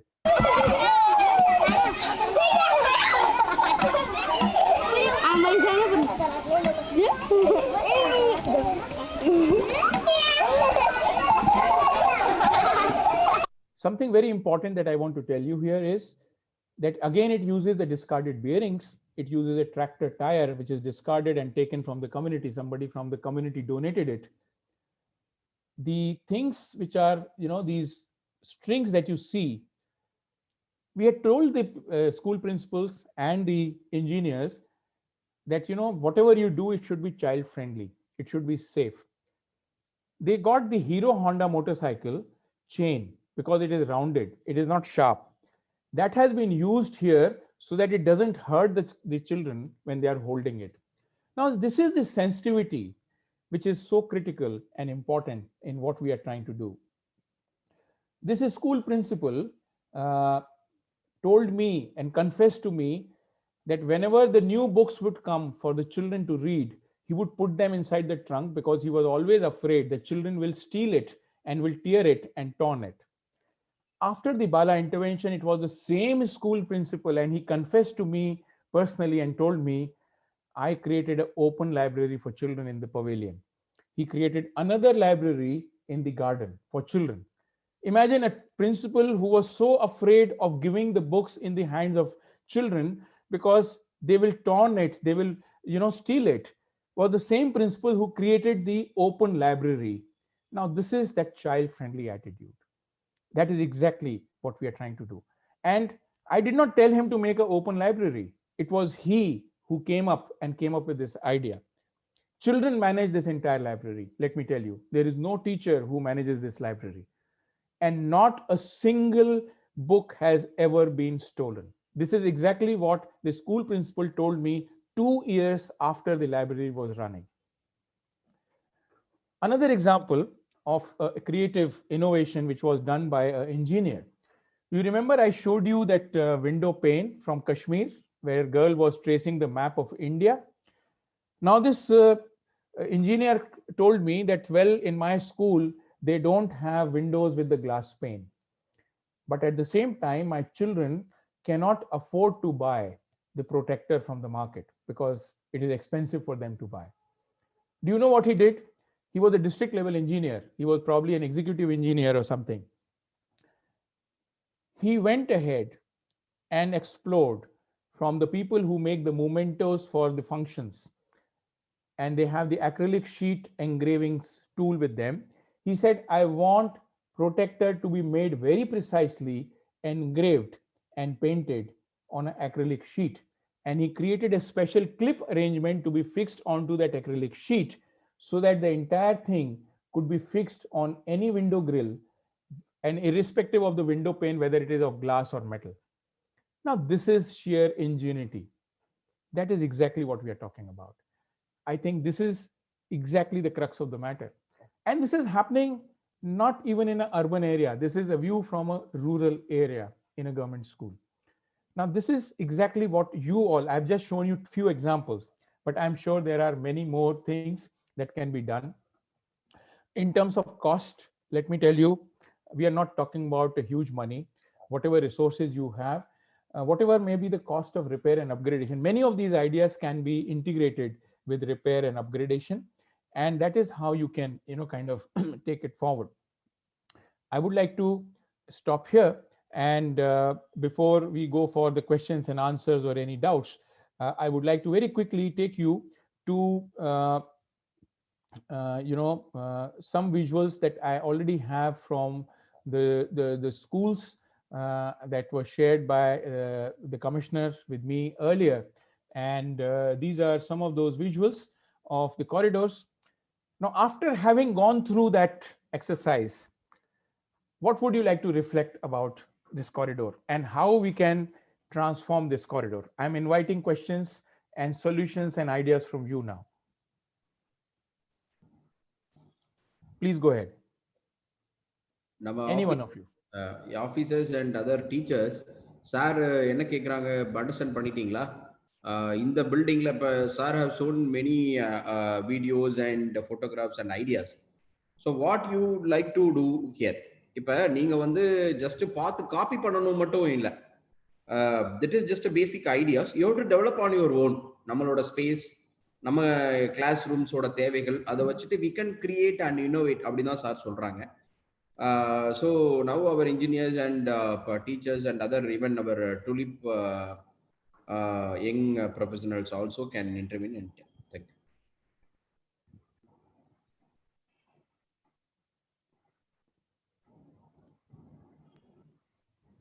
Feel free, and you can speak in Tamil. Don't worry about it.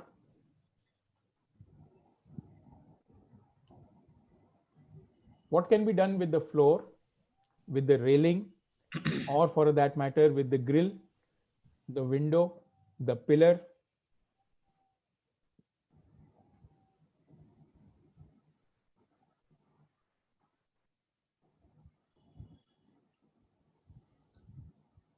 Any ideas?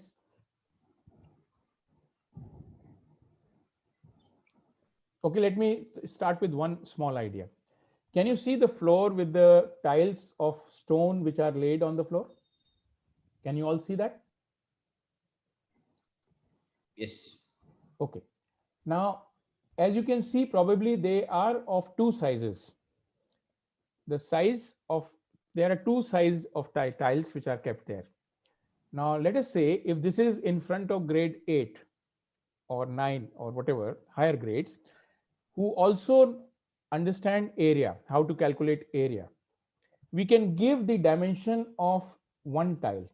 How much is this much? How much is this much in one tile? We can also give the dimension of the other tile. And this can be painted using road paint so that it is not kind of rubbed off when children pass over it. Or we can mark those dimensions on the sides where it will not get rubbed off.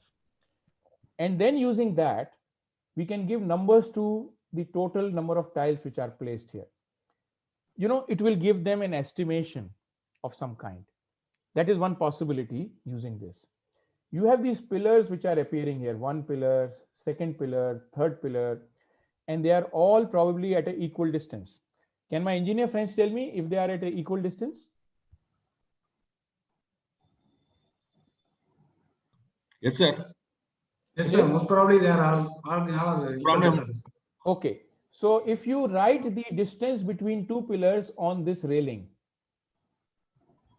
and we paint it using the same font that they use in their textbooks, and this is where the teachers have to come in and the school principal will have to ensure this, we use the same font for writing which is being used in the textbook.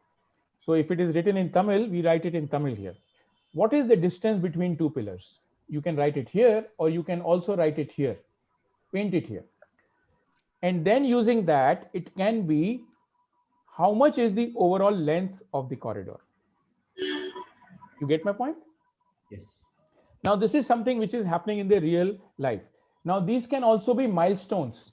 This is one milestone, this is second milestone, and we can say, okay, this is 3 meter wide. And so we write 0 here, we write 3 here, we write 6 here, and meters. Again, using the same font that they have in their textbook. We don't want to confuse children, so we would like it to be repeated in that manner. This height is, and you can see the marks, the black and the dark marks that you see here, and what you see here, obviously these are being touched and children are interacting with these points very frequently. If they are interacting with these points, what is the new experience that we can give to the child here? You know, those are the kind of things. A child-friendly detail, and this is for engineers, my engineer friends, you can see that this is chopping off. The corner is chopping off. Why is it chopping off? Because you can see the blackness, which means the children are engaging here and they are touching it here. And that is why this sharp edge is falling off. I think we need to round off all such edges, especially up to the height where the children engage with it. Can you see they are not engaging at that height? We are engaging at this height. We can see so many things from one single photograph and what we can do. Similarly, look at the grill that you have here and the grill that you have here. Maybe the spacing of two grills again can be a measurement point. Here you can come up with some geometrical understanding of maybe calculating area, maybe some column pattern, I don't know. And this is where the creative thing has to come in from all of you. You can see this wall panel here, this wall panel. Have you seen any visual illusion? If you open the science books and maybe in your library in the schools, you might find something about visual illusions. So when a child is walking from here, and if there is a visual illusion here, it will make a child wonder about what is that. So this empty space will create some kind of a meaning in the child's mind. And that is exactly what we can do here. I've just given you some examples. We can move on. This is the other side maybe, and the other side of the same thing. And I can see a ramp which has already been made, and it also has a pipe. Can we use that as a pipe phone, for instance? That is one way to do it. I can see that this is a door which can also be used as a door angle protector. Now we don't need to redo the floor here. We will use the same floor. What you can do is that you can use the stone engraving machine to engrave the angles or the swing. And we use the road paint to paint only the engraved part. So the rest of the stone floor remains the way it is. And we don't change the floor at all. I can see that children are touching this very frequently. Obviously, there is an engagement with the door. And of course it is, because they are all opening up their shoes and sandals right here. So we can create some meaningful engagement for the children. I'm just suggesting door angle protector. We can do something else also.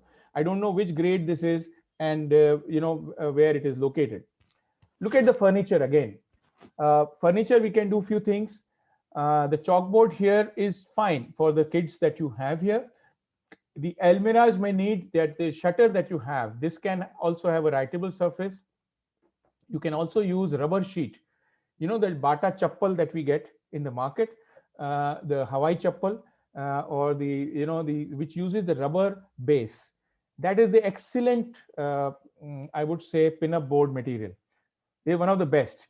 And if this is a metal shutter, using the rubber solution, we can paste the rubber sheet over this. You get sheets which are of size 1 meter by 2 meters.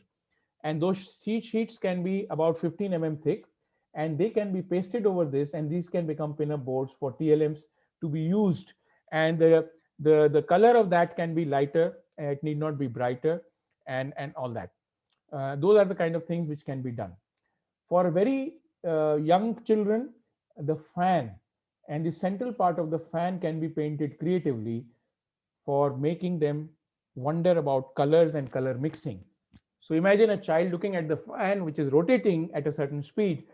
So for children who understand, that light is made up of 7 colors in middle school, they can have the Newton's disc which is painted on this.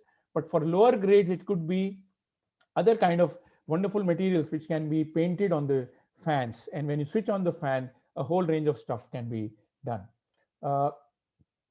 This is the image of a kitchen, for instance. And I mean, I have seen kitchens elsewhere in the country, and I must say that this is a better off kitchen that I can see here. I think what we need to do is that so that the place can be better maintained, what are the things we can do to improve light and ventilation in this? And also, how, for instance, can we create more storage shelves for the utensils to be kept properly, to keep the cereals and other stuff properly? Maybe the fan can be located on the wall and it becomes much more comfortable for the person who is sitting here, and so on. I mean, we need to think creatively about how we make the place much better for the person who is using it. These are the various examples. The toilet, I'm not sure if we have made girls' toilet specifically designed for girls. You will not believe this, but the fact is that most toilets are designed for able-bodied men. and not for girls or ladies. And I will insist that there should be at least an audit done by the ladies, the lady teachers, the lady principals, and the girls about what kind of modification do the toilets need. You know, the Indian sari and the way it has to be handled inside the toilet, males can never understand that. So they never provide any good provision inside the toilet for that. And I think we need to look at that. There should be a hook. There should be, why should a toilet which is meant for girls and ladies be of the same size as that of men? Men have very different kind of things which they have to wear and they have to handle inside a toilet. And I think we need to pay attention to those kind of details. Are the hand wash points and the toilet points at the child suitable height for younger children, for older children, and so on? I mean, those are the kind of modifications that this toilet will require. So I'm talking beyond Bala right now, but I wanted to share some of these thoughts so that, you know, when we move forward, we are able to have some objective, some clarity in mind as we move together. Thank you so much.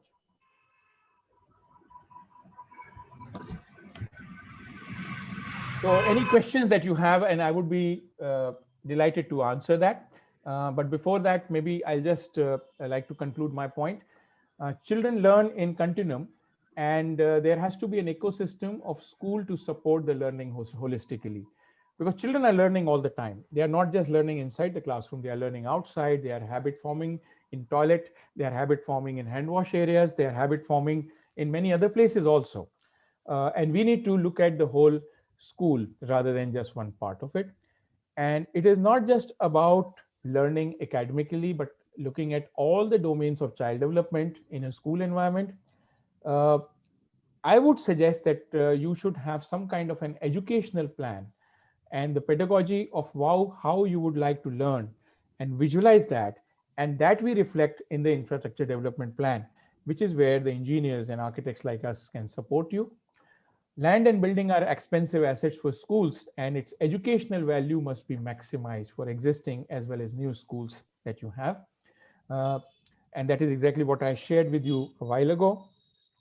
It's very important that your creative stake, what your commissioner asked you a while ago, that what would you like to do? You need not copy paste it. You come up with your own new idea and develop it further. And I think that is something we all need to strive for. So thank you so much, but I'm very much here. So please ask any question that you may have. Any officers and engineers, teachers, and other participants like our TULIP interns, you can throw any questions. Now the floor is open for discussion. நீங்க ஏதாவது தமிழ்ல கூட கேட்கலாம். So sir வந்து ரொம்ப டீட்டெயில்டாக சொல்லியிருக்கிறாங்க. ஒவ்வொரு ஸ்பேஸுமே இப்போ வந்து அந்த சன்வேல்புரம் ஸ்கூல்ல காட்டினாங்க. அதில் வந்து the floor you know one is like a square, another is like a rectangle. அதில் வந்து எப்படி பண்ணலாம் அப்படின்றது it's simple. You know you can paint along the boundaries. அதை வச்சுட்டு நம்ம ஒரு 2 இது பண்ணலாம். பிட்வீன் பில்லர்ஸில் ஜஸ்ட் இந்த 2 தூண்களுக்கு இடைப்பட்ட தூரம் என்ன அப்படின்னு எழுதி போட்டு அதை kid will measure in a tape or scan and write. So ஒரு இது வந்து it will you know kindle the interest for learning அந்த மாதிரி. ஸோ இது மாதிரி நிறைய அவங்களுக்கு காட்டியிருப்பாங்க. I think probably this is the first of its kind training for all our engineers and educational officers, teachers in their decades of experience. So let me ask my people to throw their doubts and ஏதாவது queries or உங்களோட observation எதுவாக இருந்தாலும் கொஞ்சம் ஃப்ரீயா பேசலாம். Thank you. தமிழ்ல கூட பேசுங்க if you're not comfortable in English. Thank you.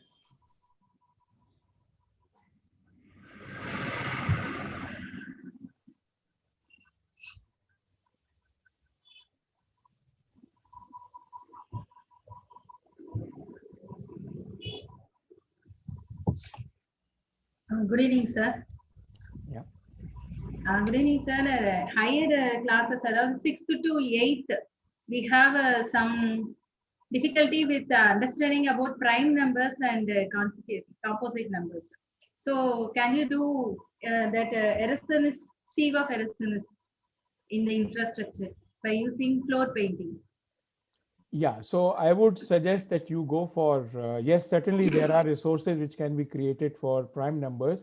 And I would suggest that children should be encouraged to understand what are prime numbers, explore for themselves, and arrive at prime numbers on their own.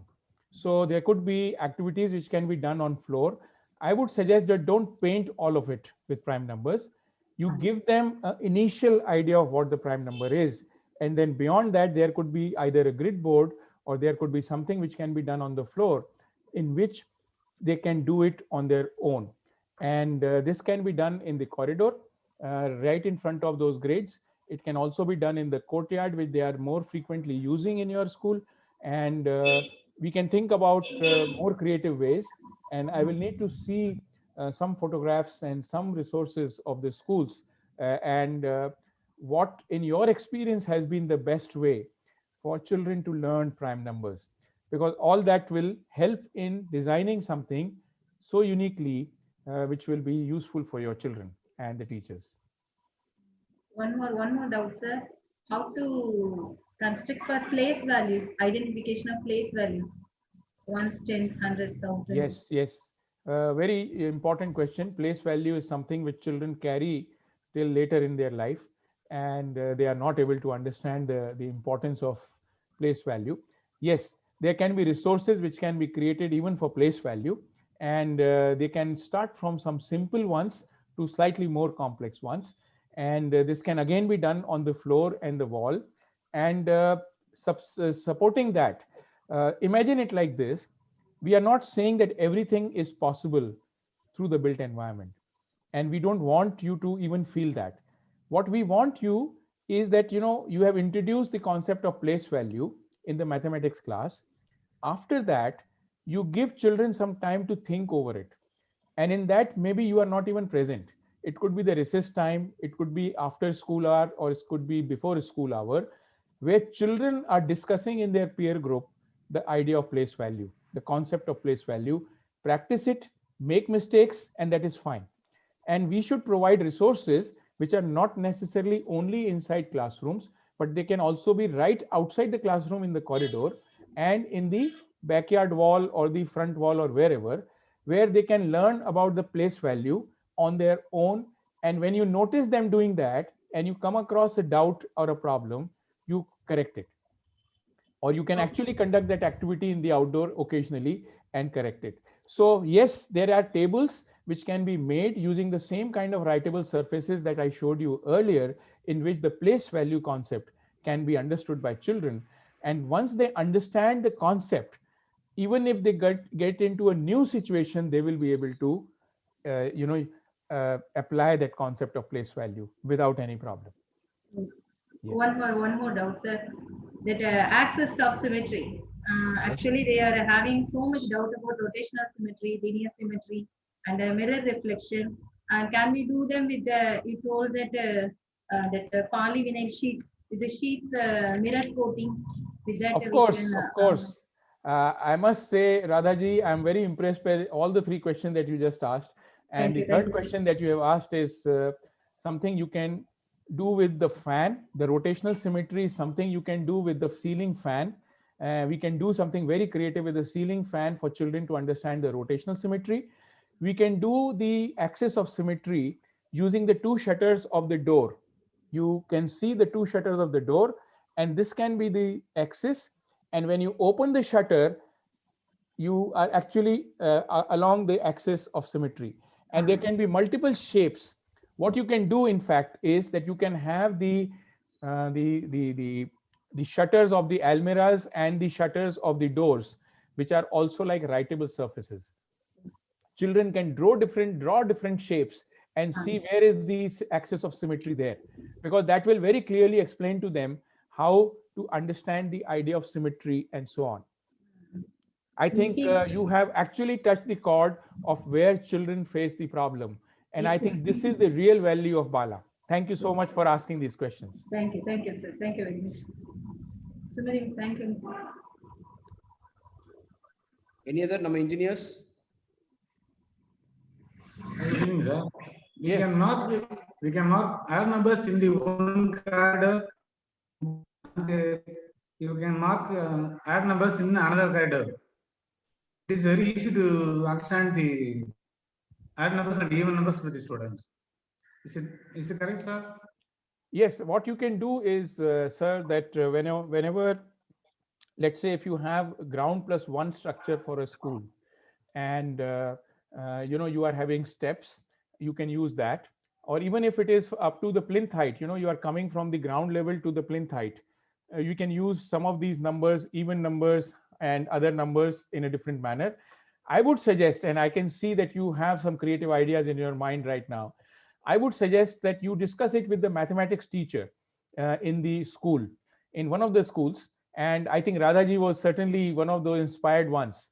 And so you can discuss with them, and I'm sure there can be new ways of identifying many creative things that can be done. I would also urge you that if you look at the search in the net and you search for Bala, you will also find a lot of misinformation about Bala, that it is about painting walls with formulas and stuff. It is not. It is exactly what Radhaji just asked and what we discussed right now, and many of the things that I shared a while ago. The reason is that we really want that it becomes a seamless experience for the child to learn, whether to learn from the teacher, from the textbook or the chalkboard or from the environment. We want it to be seamless. So if a child has a problem in understanding even numbers and odd numbers, the steps can be one of the resources. They need not be the only resource. And this is where I would suggest that when you discuss with your maths teacher, you might come up with more ideas.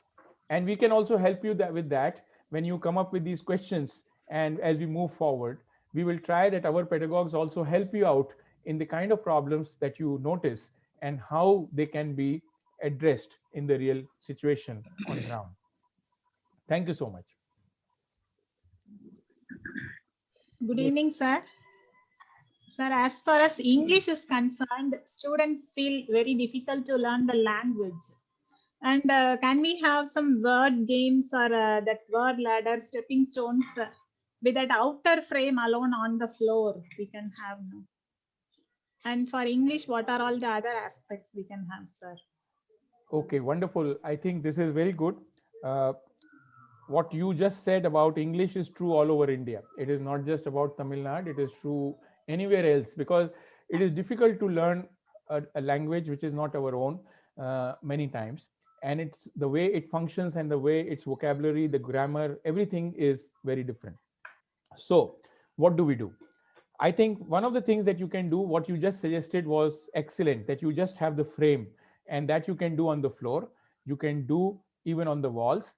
Make sure that wherever you are doing it on the floor, it should be a place where there are certain children who can watch, and there are certain children who are actually doing the activity. So don't do it on a very narrow corridor. Do it on a wider corridor. Do it in a place where you have some sufficient space available for that activity to take place. You can occasionally conduct your English class in that space. It could be the shade of the tree. It could be the courtyard. It could be wherever you think that there is a larger group which can come in.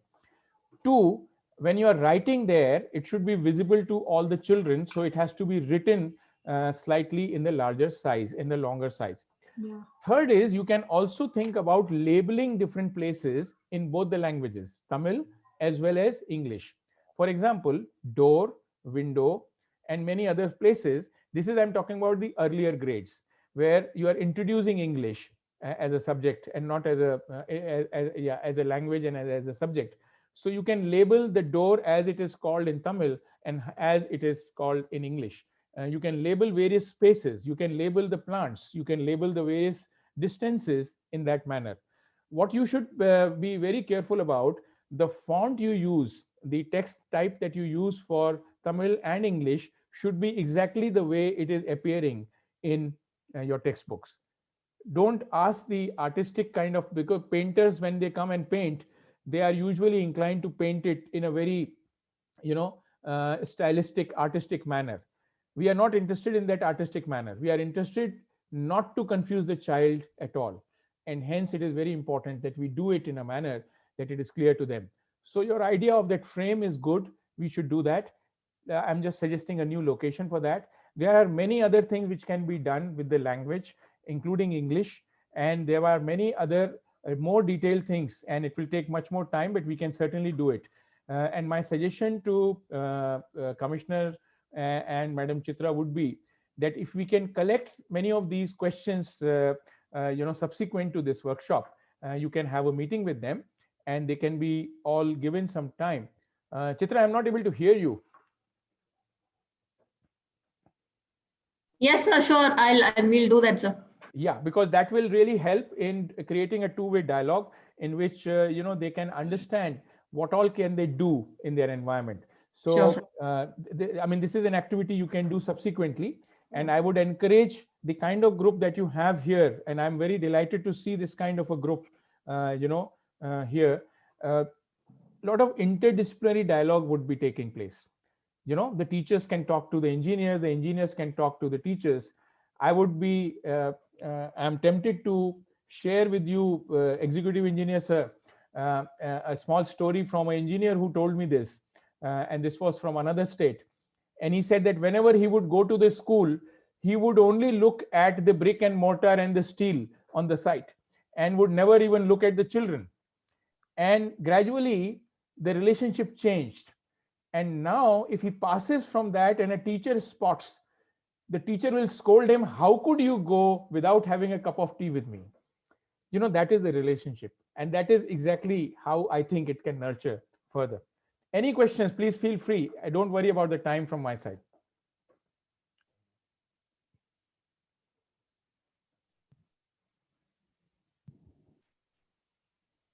Any other question? Our TULIP interns, we have newly joined architect interns with us. There is a Government of India scheme called the TULIP, where young graduates can join with a corporation and a smart city and get trained for a year. Wonderful. So you can, invite them to, yeah. But TULIP interns, நீங்களும் ஏதாவது கேளுங்க. லைன்ல இருக்கீங்களா? ஜஸ்லின், நீங்க unmute பண்ணிட்டு பேசுங்க. Yes, sir, I'm here. So far, no doubts, sir. Only when we have some briefs, then we can give some solutions. Okay, so I have a suggestion to you, Jaiseelan ji, which is that if you have the young interns who are part of your organization right now, okay, I think it will be very useful to involve them in this program from, as you have done it today, right here, is that, they can help you in developing some of the drawings of the locations. Yes. And also, in these dialogues which are going to happen further, they can identify the spaces where many of these things can take place. Yes. And I think it will be a great learning for them, and it will be a contribution that they can make to your program in the corporation. Definitely. Okay, fine. We are at the end of the session. Any other questions? Where other questions irukka yaravadu? Any teachers, any of our engineers, staffs, and other TULIP interns? Fine. Okay, sir, let me conclude, sir. So, just with your permission, let me use bilingual in this concludatory remarks. Sir, certainly this is a wonderful session. In fact, I would say most of our teachers and engineering team have the experience for more than 2 decades. But I think this is the first time they are coming together, where an administrator, engineering team, and the educators, that is our teachers, together in building a school. Actually, in fact, I would say they understand now what are the spaces that are available for their teaching learning process other than classroom, outside classroom. So இதுவரையும் அவங்க வந்து chalk peace and board இதை தவிர வெளியில வந்து என்னென்னலாம் இருக்கு அப்படின்றதுக்கு இது ஒரு பெரிய செஷனா அவங்களுக்கு அமைஞ்சிருக்கு. பர்டிகுலர்லி வந்து இப்ப சார் சொன்னதுல ஒரு இம்பார்ட்டன்ட் பாயிண்டர்ஸ், இந்த மாதிரி இன்டர்வென்ஷன் பண்றதுக்கு we need not to have a huge resources. It's just a simple intervention. Sir was rightly pointed out, 10% of our construction or repair work oda cost irukku pathina, 10% cost of any construction work or repair work. Adha நம்ம deviate பண்ணி இதுல பண்ணோம்னா the outcome would be exponential. நீங்க வந்து ஒரு after this Bala intervention, many schools in various states, they have resulted in the retention level. ஒரு பையன் வந்து last class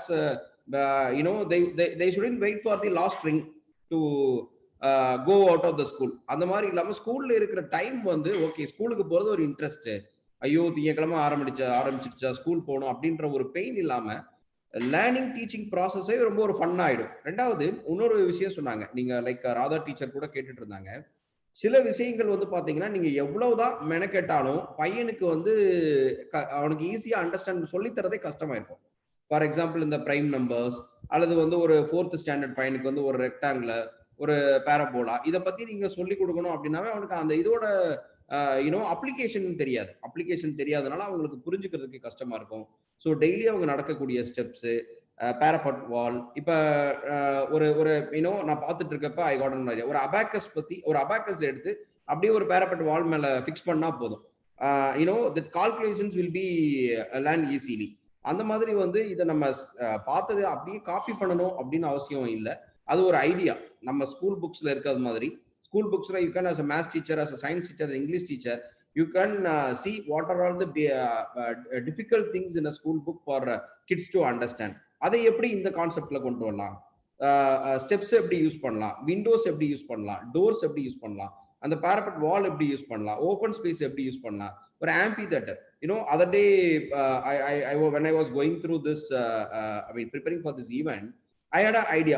ஒரு classroom, if it is a big size, in one corner we can put one semi-circular kind of stage kind of thing, so kid can go and tell a story, so the kid will not have a stage fear in future. So ஒரு மூலையில ஒரு சின்னதா ஒரு stage மாதிரி வச்சிருந்தா கூட the kid can come and tell a story, ஒரு story telling session வைக்கலாம் கிளாஸ்ல. அந்த மாதிரி வந்து you can use the entire space without any much effort. நமக்கு இதுல தேவை என்னன்னா, even see as an administrator, as sir told in the meeting organize பண்றதுக்கு முன்னாடி sir was insisting only on one thing, this meeting is not only for engineering staffs, engineers மட்டும் இல்ல, this meeting definitely 3 components of a administration, that is administrator who can decide on financial resources, and the engineers who will actually implement the scheme at the end, and the teachers who will have the ideas, and who is the end users. இவங்க 3 பேருமே they should come together அப்படின்றத திரும்ப sir was insisting. That's why we invited all of you, and I think it's a big eye opener for all of us. So இந்த ஐடியாஸை நம்ம எப்படி implement பண்ண போறோம் அப்படின்றதா. So money is not a big constraint for us. நம்மளோட repair ஒர்க்ஸுக்கு early repair ஒர்க்ஸோட இதை எடுத்துட்டு பண்ணாலே we can do all the works in a year immediately. So as an administrator, as a chief of the corporation, I assure you money is not a issue at all. I am ready to give AS immediately for all this correction works and improvement works, first thing.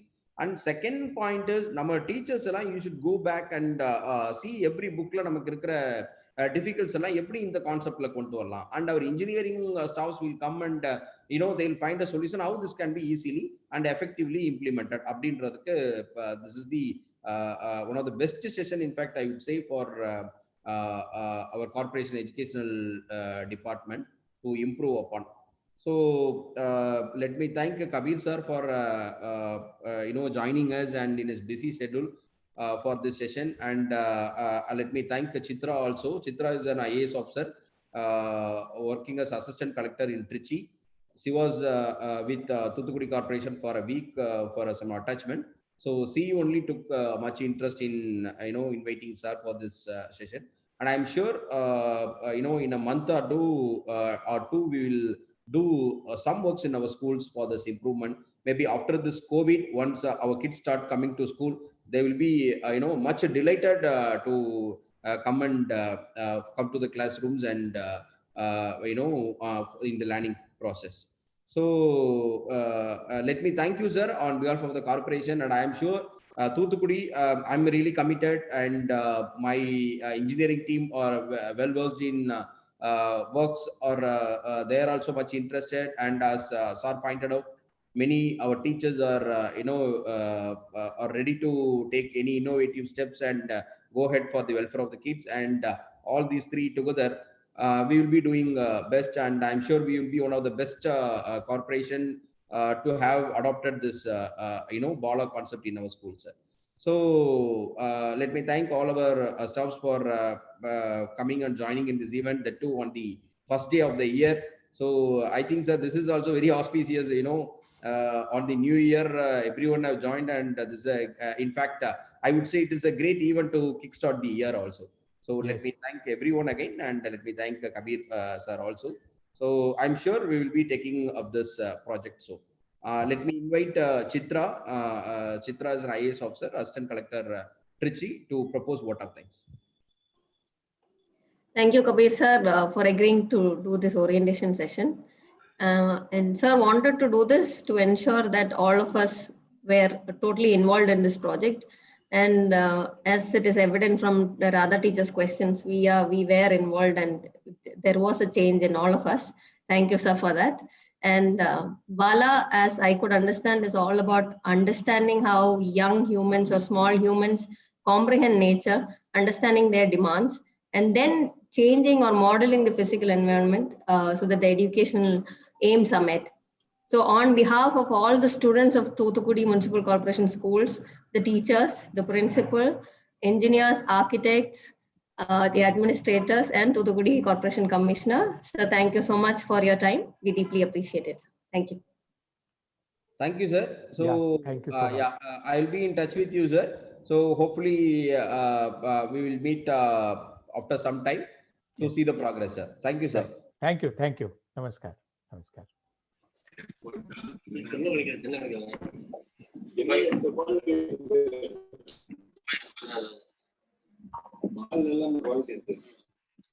எங்க குடிச்சீங்க